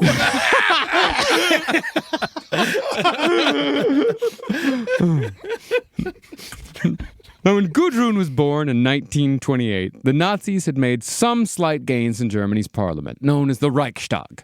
They held 12 seats, just 2% of the vote, and Hitler had no official standing. In other words, they were not popular, and it seemed like the Nazis might peter out. I think that's what people thought in general. That's 100% what most people thought. They're like, okay, he had a moment. Yeah, but as we mentioned last episode, the Great Depression swept through Germany in 1929 and erased any economic gains the Weimar Republic had made since the years of hyperinflation. Hitler and the Nazis therefore leveraged the economic turmoil into massive support amongst people who were looking for simple and comforting answers to complicated questions. As such, the Nazis took 107 seats in the next election, giving them 18% of the vote. This made them the second largest party in the Reichstag, although Hitler still held no official position. While Hitler had no power in government, he was still making moves within the Nazi Party to prepare for the day when he did seize power. In 1929, Adolf Hitler made the fateful decision to appoint Heinrich Himmler as the sole commander of the entire SS. So how did Hitler fit in if he had no position? Was he just like a mouthpiece? Yeah. You'll like see. A Tucker Carlson type of deal? No, he's just the guy. He's the guy behind the guy. He's the guy that's telling you, hey, we're here, we're getting there. We're going to take you where you need to go. Vote my people into power. Well, I need to get there eventually, but vote my people into power. You put this correctly last time. It kind of feels like he's like LeBron James of the Nazi Party. All these other guys, they're waiting because they know he's not going to be some little guy. He's the team captain. Yeah, you don't, like, that's the thing. You don't put him as like a Reichstag member. He's too big for that. Yeah. He's too important for that. Yeah, they're aiming for him to be chancellor, which is their version of the prime minister. And it's more Jordan because of the tiny mustache. Yes. Well, that's after the fact. That's what they really. That was that Haynes commercial where he was trying stuff out, and If there was one man that is allowed to take back the Hitler mustache, it is the true goddamn American Michael Jordan. He tried. He's allowed to try. He tried, and he failed. Yes, but he's allowed to try. And he took that personally. Rise from your grave. Do you have $10,000 or more in credit card debt? Maybe you're even barely getting by making minimum payments. With credit card debt hitting record highs, National Debt Relief offers real debt relief solutions for people struggling to keep up. These options may reduce a large portion of credit card debt for those who qualify. You don't need to declare bankruptcy, and you may be able to pay back less than you owe, regardless of your credit. National Debt Relief has already reduced the credit card debt for more than 550,000 consumers. So don't wait. If you owe 10, 20, or even hundreds of thousands of dollars in credit card debt, you can now take advantage of this financial debt relief as the cost of living increases. To find out how much you could save, visit nationaldebtrelief.com. That's nationaldebtrelief.com. A PSA from Instacart. It's Sunday, 5 p.m. You've had a nonstop weekend. You're running on empty, and so is your fridge. You're in the trenches of the Sunday scaries. You don't have it in you to go to the store, but this is your reminder. You don't have to. You can get everything you need delivered through Instacart so that you can get what you really need, more time to do whatever you want. Instacart, for one less Sunday scary. We're here. Hi, I'm Angie Hicks, co-founder of Angie. One thing I've learned is that you buy a house, but you make it a home. And for decades, Angie's helped millions of homeowners hire skilled pros for the projects that matter. Get all your jobs done well at Angie.com. You know what's really hard about keeping a bowel movement during all this is starting to realize, like, how many times I really shit. Mm-hmm. Yeah? Yeah. Did you write that down in your log, the one you just took? I looked at it. Oh, it's funny that it is a log. Yeah. It's a log. I looked at it. I noted it. Nice. It was... Do you take pictures? Solid. No, not yet. It was solid. It had frayed edges. I would say it was more towards a ceramic tan. Yeah, in the days of the camera phone, like the camera phone, isn't it far easier to just take a picture of it and send and text it to your doctor than it is to describe it with words? It seems that this woman doesn't want pictures of your feces. Yeah, it seems that she'd prefer my attempt at it. explaining them. I am going to start taking pictures. So like when we have the one-on-one, I can show her. Maybe the problem is that she would get so many pictures of feces that she would lose track of whose was whose. Who's. So you should probably start writing your name down and the date and taking a picture of that. Or let's put a little clown face at the edge of your toilet so she knows who's So she knows it's you, yeah. That's Henry's. That's the next one. Back to Himmler. Now, even though Adolf Hitler was famously lazy and spent much of his time when he did finally get into office reading right-wing newspapers instead of listening to briefings or actually governing. God, who does it? It's just so fucking... He did have a knack for placing people where they could operate at maximum efficiency, which fortunately is not a skill that the current administration has. He really was, unfortunately, super good at delegating authority. He was. Yeah, he's like a Chili's manager. Yes. Yes, especially like the one in Toledo by the 145. That's a high volume. See, Hitler recognized Himmler's incredible administrative skills, his perfectionism, and his self-discipline. Yeah, he's willing to do all the fucking shit work that nobody else wants to do. But more importantly, Hitler recognized Himmler's military ambitions. And since Himmler had so desperately wanted to play army his whole life, Hitler figured that Himmler was the right guy to turn around the SS. See, at the time, the SS was sort of the disappointing younger brother of the SA, the stormtroopers. The SA, they'd been causing havoc all over Germany. They were doing fucking great. Oh, yeah. At least when it came to, the Nazis. But they were like scruffy and like... There was like tens of thousands of them, and they were very, very dangerous. But the vibe was distinctly one way. Yeah. Right? Like, well, it was was street like gang vibe. Street gang, young guys, high energy, lots of violence, but largely, like, they were sort of like kids. Like, I kind of feel like droogies. They reminded me of, like, Clockwork Orange, where they're running around doing chaos for chaos' sake. Less drugs, though. Yeah, and that's exactly what it was. And the SA were starting to become completely out of control. People were starting to complain, like, you created this monster, you need to get a handle on this shit, and Mr. Hitler. Like, oh. Well, he's like, my thing is I don't really get a handle on things unless I'm killing it in a mass state. So Himmler's 26 at this point, or like 30 maybe. He's about, we're at 1930 now. Is Hitler the same age? No, Hitler's a few years older. Okay. Yeah, Hitler, he's from senior class. Yeah. Okay, gotcha. I don't know exactly how old Hitler is at this point. I think he's maybe like 5-6 years older. Okay. But yeah, Hitler died in his 50s, so he really wasn't that old either. He didn't look good, buddy. Well, he didn't look good at all. Well, you gotta put a smile on that face. He was 41. Right. At 1930. Okay. Yeah. Because the SA had been causing so much havoc, Hitler called up the corpulent, openly gay World War I veteran known as Ernst Röhm. Yay! Röhm had actually been absent from Germany for the previous 6 years, which is kind of how the SA had gotten out of hand, because he'd been spending his time as an advisor to the Bolivian military in South America. And you'd think there'd be like a massive story there. There ain't.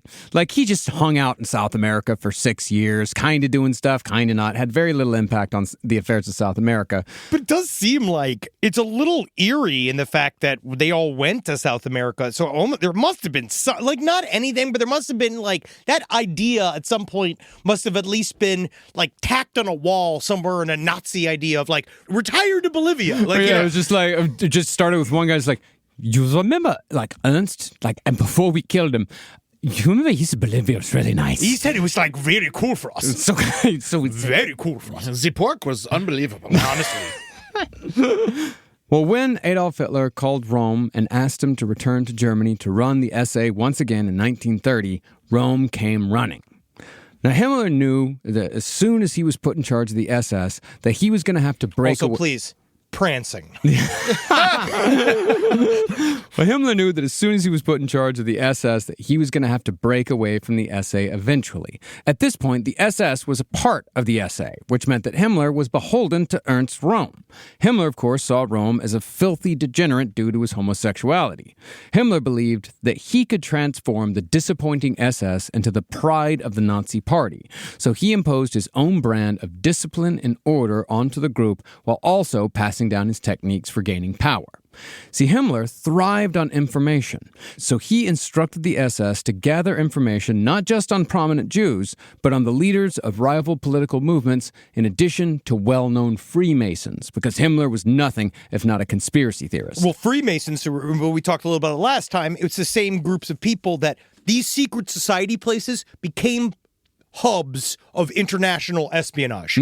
So he viewed that as, because he knew it was going on inside of the Tula Society. It's like, so he just, again, like all Nazis, they commit crimes against people committing their same crimes. Indeed. But once Himmler was fully given the SS, he lost all enthusiasm for his wife Marga and their chicken farm, which was failing just as badly as every other agricultural pursuit Himmler had ever attempted. Where's my husband? All I have is all these feathers. I wish my husband would come and fill my crevice again. Honey, your neck is getting very big. Very big. Can't keep coming home to this fucking neck. I'm sick of it clucking. See, Himmler had been appointed a spot in the Reichstag, a position that paid far better than chicken farming. Himmler was the type of guy that you put in the Reichstag. You don't put Hitler in the Reichstag. So Himmler, therefore, all but abandoned his family and his farm to devote himself fully to remaking his section of the Nazi Party in his own image. Ew. Yeah, right? What an image. Now, with the SS, Himmler could truly bring his fantasies to life. As opposed to the street gang vibe of Ernst Röhm's SA, Himmler saw the SS as an elite band of warriors who would eventually become Hitler's Knights at Arms. Following this line of gallantry, Himmler demanded that every SS leader follow and enforce Himmler's brand of strict discipline. SS men could not drink alcohol, they were required to get plenty of sleep, drink plenty of water, and their clothes were required to be clean and properly ironed at all times. I do believe there's a little bit of this, so we've seen this new kind of, this sentiment I keep coming about, of this idea of like civilized ways of doing things. Yes. And this is a civil way of doing things. We're doing these things right, proper way of doing things. And it's, you could see that that's what he did with the SS, where he started to understand, being like, we will make them a fearsome group of serial killers. They will be very neat, so that people will at first think they're official and they're real. Yeah, they'll look up to them. They'll look up to them.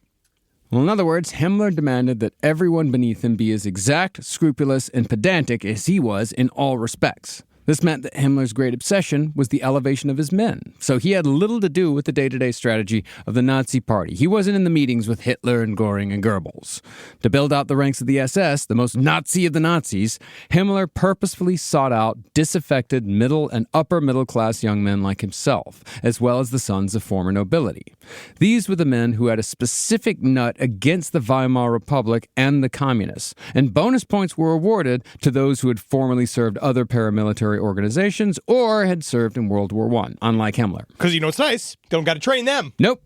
And they can actually tell you what should be done. Yes. And then you can make it seem like it's your idea. Because that's what Himmler was doing, because he had no idea what he was fucking doing. Well, I mean, he'd gone through officer training school. He knew everything from an academic perspective. Everything. But again, it's also an example of somebody that is still largely, he's not a professional soldier. No. He's not an amateur, and then he's an amateur. He is. And he is put in charge of an extremely important part of the government. Yeah. He's a super fan.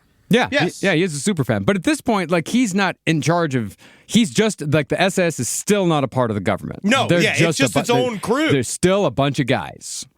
Now, a somewhat underrated aspect of the SS in terms of importance is their now infamous uniforms, which, contrary to popular belief, were not designed by Hugo Boss. What? They were manufactured by Hugo Boss. The seamstresses worked at Hugo Boss. No, Hugo Boss did make that. They took the contracts to make the SS uniforms. Okay, so I could still be mad at them. Yeah. Sure, yeah, of course. Good. Yeah. But the designer of the uniforms was none other than Heinrich Himmler. Yeah, you know what's nice about that guy? What a multi-talent. Well, to further separate the SS from the SA, Himmler designed a uniform consisting of a brown shirt, an SS armband showcasing their goofy double lightning bolt, a black tie, black pants, black shoes, and a black belt.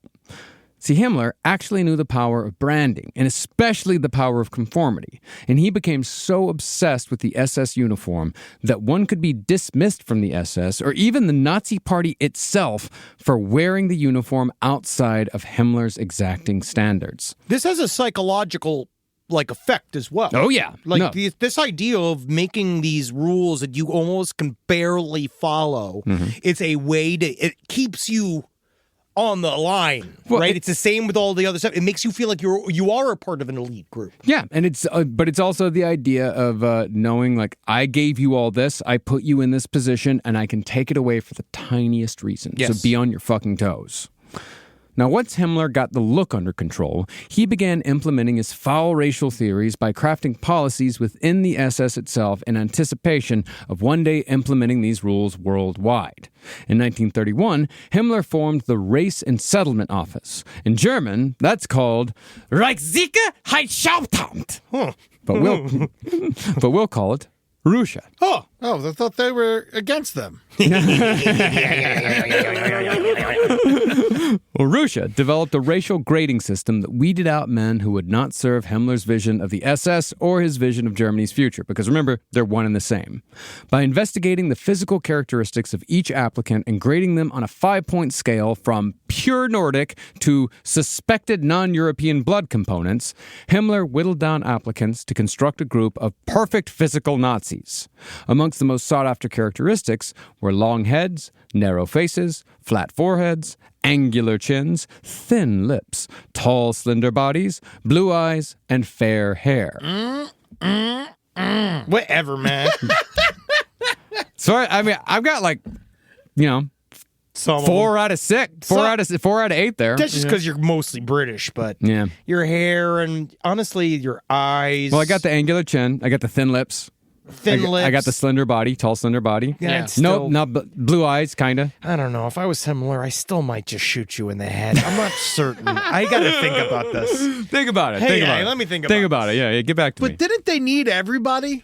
No. Well, that's the thing. This is the SS, and that's actually a really important thing to remember, and that's a really important distinction. This is not the army. Like that. This is the elite group of Nazis within the Nazis itself. This is the most Nazi of Nazis, and this is before they became the Nazis that ran Germany. This is the beginnings of all of this. It's like they're Marines? I'm just trying to equate it to something I understand. Dude, it's like their royal guard. It's like the Pope's guard, like the Swiss guard. Yeah. It's like that, but for Hitler, and then he's going to turn them, but he's going to expand it. Yeah, because right now these are supposed to be Hitler's guards. They're knights. Okay. Like that. These are, think of them as knights. Okay. Like, you have a king, and the king has his knights. The SS are supposed to be the knights. That's how Himmler sees them, at least. But then his goal probably is to turn the SS into the actual government. Yeah.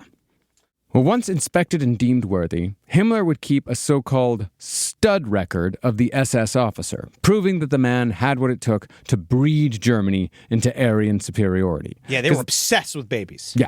But the great irony here is that everyone who worked at Russia knew that Heinrich Himmler himself did not in any way qualify as pure-blooded Nordic. In contrast to the ideal, Himmler had a small, pigeon-chested body, a round face, sallow skin, dark hair, and a receding chin, which were all signs of so-called non-European blood. After the war, one Russia examiner finally let his frustrations fly by openly saying that Himmler was, quote, an unassimilated half-breed. Unfit. Them's fighting words. Unfit to be even a member of the organization that Adolf Hitler, another obvious non-Aryan, had actually put him in charge of. But while Himmler was still alive, no one dared say anything about this to his face, save for one man. Dr. Werner Best, eventual organizer of the Einsatzgruppen and the creator of the Jewish registry in Germany. He did actually confront Himmler about his non-Nordic appearance. Himmler, however, was completely unfazed. He already knew he didn't fit the mold, but he had an answer all ready to go. While he didn't have an Aryan body, Himmler said, he did have, quote, a Nordic brain. Yeah, his brain was Nordic. Oh. See? You can't check that. Fuck you. It's like a lot of people would assume I'm white. A lot of people assume just by looking at me, I'm white. So what is your brain? No, I'm Polish. Well, my brain's white. But my body's Polish. Yeah. Oh, I got you. Yeah, I you see, gotcha. like, that's the thing. Again, I'd be in a concentration camp. No, you wouldn't. Yeah, they would. No. Simply just because I'm too great. No, because you couldn't keep your mouth shut. That's why, not because you're Polish. I mean, they would have been happy about it. The only person who in my You would have been family- higher on the list than me. Yeah. So half my family's Jewish, half my family's Catholic, and the only person in my family that went to a concentration camp was a Polish Catholic. Interesting. Wow. Yeah. What for? I think she was hiding Jews. Oh, yeah. Yeah, Oh, but- yeah, I yeah. thought I was really afraid you're going to be like she was catering. She worked there? Yeah. She cleaned on like Mondays and Fridays. That's my dad's that's an old dad joke. It's been like his grandfather died in Auschwitz. Yeah, he fell off one of the gun towers. Yeah. Now, Himmler wormed his way into the lives of the men of the SS in far more ways than just examining their physical characteristics. In an attempt to control every aspect of their lives, Himmler decreed that the potential wives of any SS officer had to also undergo racial screenings and medical examinations. Incredibly, these women, who today would be put into the trad wife category, they were fully willing to submit to these tests, because Nazism had, by this point, begun to move from the lonely loser space into mainstream German society. That's when you really have to watch out, when the ladies are starting to say, okay, I'll do it too. Well, they're also, remember, because they're white ladies and they're getting the same privileges. And they also know this is actually kind of in this, for me, it's in the function of why people have sex with serial killers, like why they are attracted to that style of thing, is that a lot of these ladies are starting to see the very cynical writing on the wall of, oh, I better catch some gunk for some Nazis because that's going to keep me fed in a really nice lifestyle. My life won't change. Like nothing about my life will change. I actually maybe will live like a normal life in this world. Yeah, there's certainly some of that, but sure, you really, but also just pure hate. Yeah, that's the thing. You can't discount the fact that there are also plenty of women who are just filled with hate, just as much as men are. Oh, there's a bunch of them, man. There's a bunch of them. You ladies, you guys got it. Yeah. You guys know what's going on. So before this, they all looked like Marga, but then they started looking a little better. Yeah. Well, the SS ones specifically. Yeah, because the SS guys were supposed to be handsome, so they're getting more handsome ladies as well. Well, this is the beginning of also like their views on like this is like a vaguely like eugenics like program as well. It's not vaguely. It's 100%. It is 100% inspired by eugenics. Like the eugenics, because eugenics, that's an American creation. Oh, really? Yep. Oh, yeah. They were inspired by that. Yeah. Yeah. Eugenics is American creation. It was created here. It was developed here. And the Nazis, Himmler and Hitler both loved eugenics. They thought it was incredible. Yeah. Hitler was actually kind of surprised. He actually always expected America to like come around. He's like, they'll get into it eventually. Like, come on. Like, I mean, the Manifest Destiny, love that. Based my entire Lebensraum on that. That's awesome.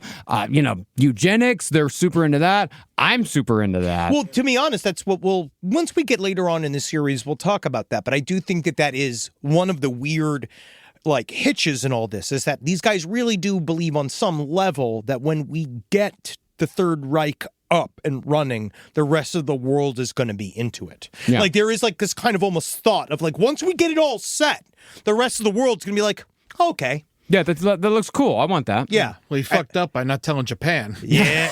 But it just turned out that like what's really probably good to hear is that a lot of these ideas aren't super popular across the world. And eventually you're going to end up in a trench covered in gasoline on fire. Concerning, Himmler's search for the perfect Aryan bride, if any fault was found in a potential wife for an SS member, Himmler had the power to deem the woman unsuitable for marriage. And if Himmler thought the woman was offensively unsuitable, he reserved the right to kick the man who brought her out of the SS altogether for even suggesting her as a potential mate. But once the woman was deemed suitable, Himmler would put her through so-called bride schools of his own design. These taught future SS wives the principles of both trad wifery and the principles that needed to be taught to their children to ensure that they were brought up in the proper Nazi fashion. Because the Nazis were very invested in children. Very much so. Yeah, well, I mean... They had to have 4. Yeah. That was the rule, right? Yeah. And eventually it got to be where children in Nazi Germany were the most terrifying people of all. Watch the white ribbon. Yeah. Yes. Yes, because the children were the ones who were telling on their parents. They were completely out of control, and parents everywhere in Germany were absolutely terrified of what was going to happen. Likewise, the men were told not to drink, fight, or have sex in excess, even with their own wives. Every SS man had to be extremely disciplined in every way, because Himmler believed that it was that discipline that made them good Aryan examples for the German people. Or as a good excuse for him not to fuck his own wife. I mean, No. You see, the rules. A real man. It's the rules. A real man only has sex once a month. Yeah, and I made the rules. Yes, I made the rules, but there's still the rules that I can't have sex with you, Marga. He just. What was that, Nick? Do you think that was Marga or was Himmler gay? Sometimes I really wonder with how much focus he puts on handsome, broad-chested, tall men and measuring their bodies and taking pictures of their naked bodies and making sure they're fucking right and eating right. And all he's doing is watching these big alpha Germans that are taller than him, wider than him, stronger than him, and he's getting to like lord over them and like look at their piss and shit. It's an interesting theory. It's possible. But I think that... I just guess. Honestly, I think Himmler was asexual. Oh, yeah. I mean, he's a Nazi first. Yes, he's a Nazi first. And a lover third. Yeah, I don't think Himmler... Administrator second. Yeah, I don't think Himmler really had... If he did have sexual feelings, he didn't like them. Yeah. And he didn't really want them. Like, he didn't say... Like, sex to him was useless. It was a nuisance. It's kind of like how I look at eating, you know? Yeah. It's like, it's a pain in the ass. I get it. Yeah. That's how I look at. Honestly, no, I'm full bourgeois de vivre. Now, what Himmler put the men of the SS through in order to be a part of his medieval night revival society was just the start. Essentially, what Himmler was doing with the SS was merely a blueprint that he planned to use for all society. He and he alone would decide who the ideal human should be. And while he knew that the creation of that ideal human would cause suffering on an unimaginable scale, he believed that any sacrifice was justified in the pursuit of that goal. In incredibly short order, though, Himmler's obsessions would catch on first in the Nazi Party and then throughout Germany, to the point where if you wanted to be a part of society, you had no choice but to believe in or at least accept the same things that Heinrich Himmler believed. It sounds like a silly term, but it's called Nazification. Yeah. And they say it a lot in historical contexts, and I did not know that actually really was that. And they talk about it. They talk about it like the idea that like the boiling frog allegory, like this idea that you don't really understand quite how fast it's going, and then everything becomes Nazified. The judges become not like every single layer become infused with this fake thing everybody has to like walk through to like, you know, like all of the ritualistic behavior, all the Zig Heiling and the things you have to do, and it keeps people like locked in. And it just becomes a part of society. It's like it wasn't necessarily illegal to not Zig Heil people. Oh, but it was frowned upon. Well, you would get the shit beat out of you. Yeah. Like you could be beaten half to death for not Zig Heiling someone. And probably get beat to shit to death by a lot of things. Many things. Yes, there's so many cause that's the thing. They created a whole new system of faux pas and a whole new system of things they could get pissed off about. Well, basically, Himmler was creating a new aristocracy from the peasantry, the aristocracy of the Third Reich. And it's a part of the egalitarian nature of the Nazis, which is very true. They understood a little bit about the class war stuff that Russia was talking about, and they understood that if we make this if we make this about the quote-unquote little people at the beginning. The Volk. Yes. That was the whole point. Was the Volk. It's all about der Volk, the people. In the existing aristocracy of Germany, however, the wealthiest people in the country, they believed that they could use the Nazis for their own personal gain. Oh. Yeah, this same thing is happening with rich men today. Men like Mark Zuckerberg. Mark Zuckerberg changed his entire personality to better fit in with this administration. There is no Mark Zuckerberg. Grilling these meats. Yeah, there is no Mark Zuckerberg. There is no Peter Smoke Thiel. these meats. Yeah, they're all... I'm starting to almost believe that they believe that. Do you know that that's a big thing with Peter Thiel right now, right? That he believes that AI is God. But he's saying this. He's saying it because he knows he's going to be in charge of it. So this is a new thing that they're doing is acquiring Christianity. It's this whole creating frameworks around Christian thought because they're reacting to our current government. Sure. Yeah. I mean, it's all about molding to fit into the government, so you can get what you want. You can get your law pushed through. You can get your favors. You can get whatever you want. And guess what Peter Thiel and Mark Zuckerberg also think? They're smarter than everybody else. And Yes. then everybody's going to fall in line with whatever it is that they do. But the problem with pretending to be a monster is that both the pretender and the believer end up in the exact same spot in the end. Yes, be careful of what you pretend to be. Now, while Himmler was constructing his racial hierarchy within the SS, he met what could essentially be described as mini Himmler in terms of brutality and cruelty. A man who doesn't quite reach the heights of the Mount Rushmore of evil, but certainly has an honorable mention. That man who joined the SS in 1931 was Reinhard Heydrich. I got to say, he's all right. It's nice to see you, Mr. Himmler. I am a smaller than you. He's so smart. I have a peanut. Isn't this the guy we were originally going to do the series about? No. Okay. Oscar Derlewanger. Yeah, Okay, all yeah, right. that's where. Yeah, this started with Oscar Derlewanger and turned into Himmler. Okay, cool. All right. See, Reinhard Heydrich was damn near Himmler's physical idea of what a Nazi should be. Heydrich was tall and blonde-haired, with a model physique and piercing, hypnotic blue eyes. God, Himmler just wants to be fucking ass full of that. Heydrich, however, wasn't perfect. He also had very wide, very feminine hips. His voice was far too high for a man. And he spoke in a nervous staccato. Men with big butts are weird. I have a big butt. No, but big butts. Yeah, You got a bubble butt. I got a bubble butt. You have a yeah. nice butt. I'm Yeah. talking about big butts. Yeah, big wide butts. Yeah. I like my big white ass. You're talking about a grimace butt. Yeah.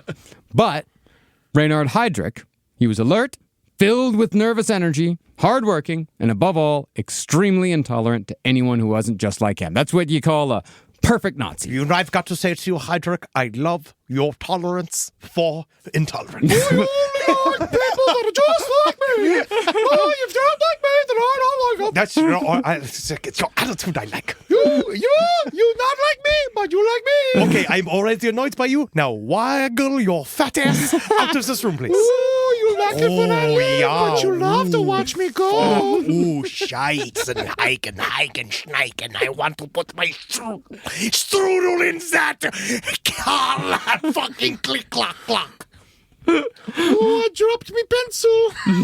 I just dropped a mine pencil. Personality-wise, Heydrich was the perfect match for Himmler's cunning, an astute and calculating Nazi who surrounded himself with men who compensated for his failings while remaining subservient. But the problem is, I was constantly knocking things over with his big old butt. That is like a thing that allows it doesn't allow you to go to management. See, Heydrich was the one who came up with the idea that the SS should have an intelligence service specifically to secretly investigate other members of the Nazi Party. Every member of the Nazi Party. And any Nazi whose ambitions didn't line up with Hitler's, Himmler's, or Heydrich's would be identified and eliminated at the proper time. I will kick them out. We will get these bad Nazis, the bad Nazis for being not bad enough, and we'll kick them out.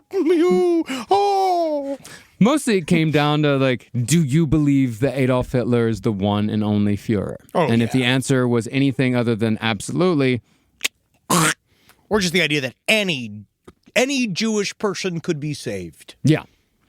These sorts of ideas created a mutual respect between Himmler and Heydrich over the next 10 years, until, of course, Heydrich was killed in 1942 while he was plotting to surpass Himmler and even Adolf Hitler himself. And that's the key. That's Himmler in a nutshell, because Himmler knows that he also wants to do the same thing. Yeah. But a guy like Heydrich, he just doesn't do it right. No. Himmler knows you gotta be very patient. Mm-hmm. You gotta wait for just the right moment. And even when he had his moment, he was still too fucking stupid to notice. That's what happens with being a fucking Nazi. Apparently, it means that you're not super good at many things. Yeah. But even though Heydrich was close to the Aryan ideal, many of the other men that Himmler chose as leaders in the SS weren't. Rather than enforce extreme strictness when choosing leaders, Himmler chose men who would be loyal to him, although that wasn't the main requirement. Perhaps even more important than loyalty was an inability to live in German society as it existed. Same problem that Heinrich Himmler had himself. See, many of the SS leaders had served in World War I, and they had not adjusted back to civilian life at all, and others were just dickheads like Heinrich Himmler. Himmler, therefore, chose men who otherwise would not have been able to hold positions of real power, like, say, making a podcast host the deputy director of the FBI. And it was the elevation that created the loyalty that Himmler needed so badly. I also think it serves as a function when somebody doesn't know quite what they're doing and they're put in a really perilous situation that requires a lot of attention, and then you can get quite a lot out of that person. Yeah, you can. So you kill him? Yeah. Or until something bad happens to them. Yeah, or they self-destruct. Yeah. Now, while it sounds like the SS was nobody's idea of a good or even tolerable time, Himmler's ideas were attractive to a lot of young Germans. See, when Himmler took control of the SS in 1929, he commanded only 280 men. By 1932, though, the SS numbered 30,000. Fuck. 280 to 30,000 in 3 years, and this is entirely under Heinrich Himmler's control. Hard worker. And they had specialist departments. They had administration, training, discipline, intelligence.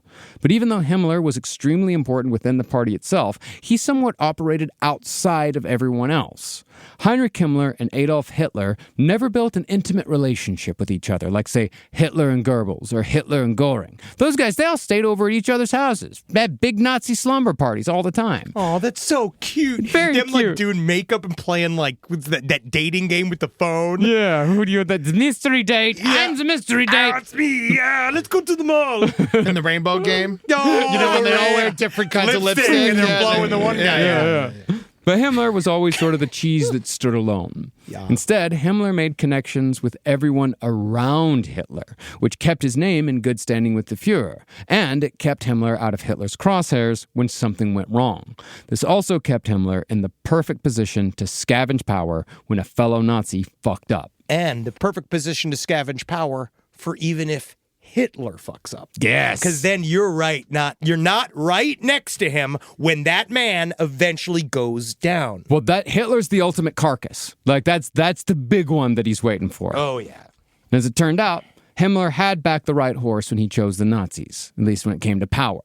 The party did not when it comes to, like, the ideas. hanging out. Yeah. Creativity. Yeah, the parties. Yeah. The Nazis did even better in the election of 1932, doubling their wins to 37.4% of the overall vote. And that doesn't sound like a whole lot in our two-party system. That's more than what Trump fucking won with. That's like literally like the amount of people that abstained from the vote. Yeah. But that was a massive show of support from the people in a parliamentary system like Germany's. As such, the day after those elections, both Rome's SA and Himmler's SS launched a series of bombings against Nazi opponents in the city of Königsberg. Several elected communist officials were straight up murdered, and socialist newspaper editors were injured in a campaign that had been masterminded by Heinrich Himmler himself. But within the government, Himmler was simultaneously working alongside Hitler and the German vice-chancellor, a sniveling little fucking weasel. He's one of history's great villains, Franz von Papen. His lack of cowardice is like his lack of strength. Yes. Is the exact reason why. And like this is the thing. He's why Hitler got into power. Yeah. He's the guy he is the man who opened the door for Hitler. Because together, these three men formulated a plan to fully integrate the Nazis into government, even though Franz von Papen knew that the Nazis were dangerous. He just thought that he was smarter. Well, they also knew that the Nazis wouldn't be able to be the governmental body that they need to be, right? Because that's the other thing, too, is that when the Nazis come together, like, this is the type of thing where they have to build a coalition government. They have to build a government out. It's very complicated. So, and these guys don't have any administrative experience at all. And so these guys all think like, we're going to ride these Nazis and then we're going to ditch them. Yeah. Now, when they killed all these communists, did they just replace them with Nazis? No, they just died. Everybody just died. It's all happening so fast. Yeah, I mean, it does happen very, very fast. Now, von Papen was not the only conservative who believed he could use Hitler for his own purposes. Everyone thought that they could use Hitler. See, after the Great Depression, the Nazis became the most popular conservative alternative to the Communist and Social Democratic parties, and the capitalist conservatives of Germany wanted to do anything to keep the left wing out. So, seeing how popular the Nazis were, and thinking that Hitler was sort of a useful idiot, the conservatives began machinations to install Hitler as Germany's chancellor, which was the highest position of power in Germany, right under the president. They think, all right, we get Hitler in there, we can ride this fucker until the wheels fall off, just so long as we don't get anybody in government that might actually, I don't know, tax us or like help people or anything like that. Now, fuck that. We want to keep all of our money. Put Hitler in. We can handle it. Take a chancellor on Adolf Hitler. Wow, you should have been there. Yeah, when you're right, you're right. Dude, they needed you then. Oh my God, if they had just let one Jew in, you would have been the perfect one for Hitler. God, he needed you.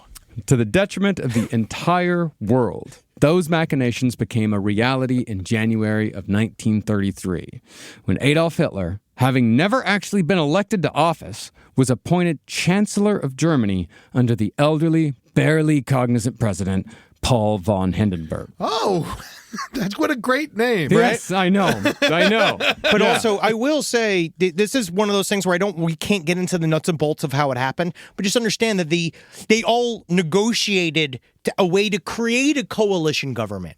They needed the Nazis to create a coalition conservative government, and there was involved all these guys negotiating, and one of the final negotiating point was like, okay, if we just give him the chance, he was like a co-chancellor. Right? Yeah. Isn't the thing? It was like him and Van Papen, kind of. They were like, well, he's just in there nominally. He's not very really complicated. Yeah. But they didn't. But they did. The point is that they all thought that they could control him. Yeah. And von Hindenburg, at this point, he's in his 80s. He's fucking barely there. And he's also very tired. Yeah, and they're all telling him that the other parties are going to destroy the concept of the aristocracy and they're going to pull these things. And he's like, I can't have that happen. And then he also was having problems with war outside of Germany. And they said, what if we give you the stormtroopers as German soldiers? Yeah. And so he was like, all right. Mm-hmm. Now, once Hitler was made chancellor, his man Hermann Göring was immediately placed in charge of the police forces. Göring ordered about 35,000 SA and SS men to supplement the Nazi actions to come, and in short order, massive acts of violence and terror became the norm, where leftists were murdered by Nazis en masse. And then, in the midst of the chaos, came the Reichstag fire. On February 27, 1933, the German parliament, aka the Reichstag, was engulfed in flames, burning half the building down. The blame, conveniently, was placed on a Dutch communist named Marinus van der Lubbe. Now, Hitler immediately declared that the fire had been a communist conspiracy, where leftists had been working in tandem to destroy all of Germany. In reality, though, Marinus van der Lubbe was a half-witted bricklayer who simply had a passion for arson, and by all evidence and accounts, acted alone. This is a big question I had that I actually didn't understand. I guess for a long time we keep saying this idea that the Reichstag fire was this inside job, but I guess it really wasn't, right? Well, it wasn't. It was both. Twisted. It was spun.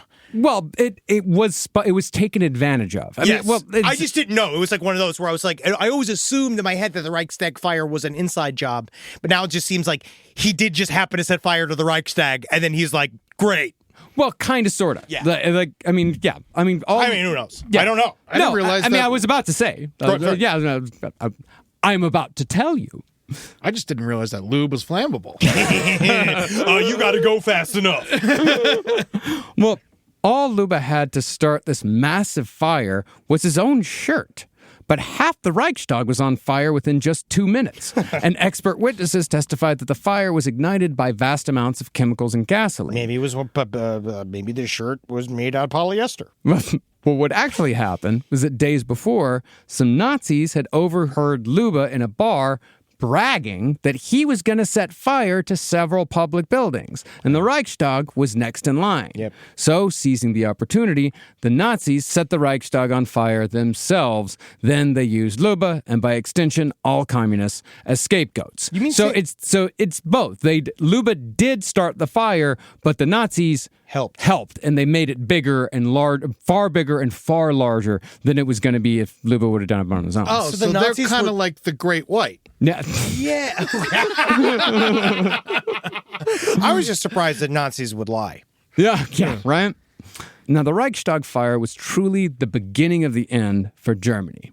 Hitler pressured the ailing President von Hindenburg into declaring a state of emergency to quote-unquote protect the people because the communists were out of control. And the people let it happen because they believed Hitler's lies about the danger that leftists posed. Again, Hitler was telling everybody that the leftists are coming for you, they're going to destroy us all, they're here to destroy the country, so you need to give me all of the power so I can protect you against the leftists. And the Nazis claimed that they had found documents, which those documents have never been seen. But the Nazis said that the communists were planning to burn down government buildings, museums, and mansions. Women and children were going to be executed, and the communists were not going to stop until every wealthy German was dead. Well, thank God they stopped those communists. Using President von Hindenburg's powers, Hitler suspended all constitutional civil liberties the day after the Reichstag fire, which meant that anyone could be arrested without trial. This was very good news for Heinrich Himmler and the brand new prison he'd just built outside of his hometown of Munich. History knows this pit of despair as Dachau, the first concentration camp. And that's where we'll pick back up next week for part 3 of our series on Heinrich Himmler. I got a question about the Dachau episode. Can I skip it? No, buddy. You gotta check it out, buddy. Yeah. The fun thing is that it's not even gonna be the worst one. No. Not even close. Yeah, dude. Cool. That one was for, actually, Newark. What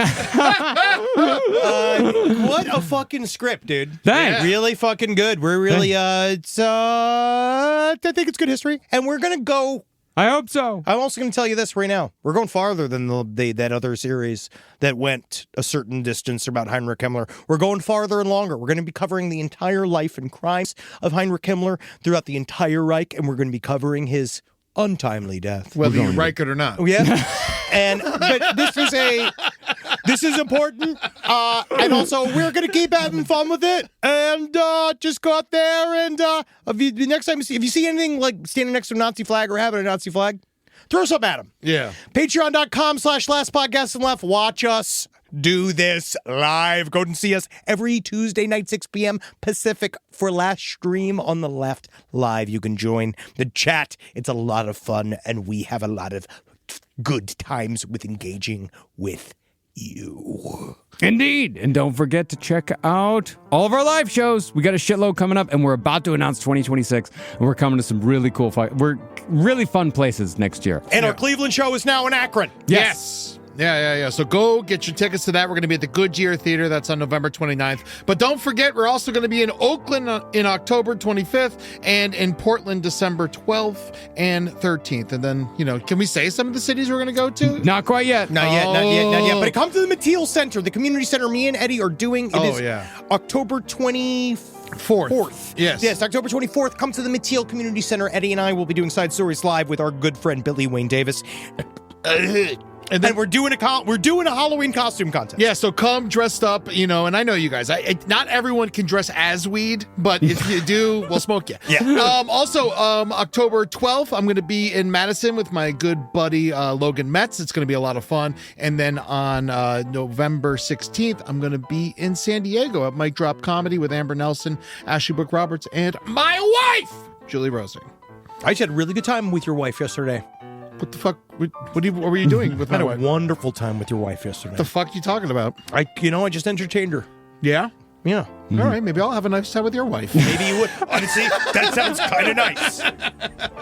No, maybe I will. Yeah, maybe I will. I think you should. Yeah. No, we actually we're filming Hoopagoo Part 2. That's right. It's gonna be a lot of fun. But we're having fun. That was a blast yesterday. Hail Satan. Hail Geen. Hail Natalie.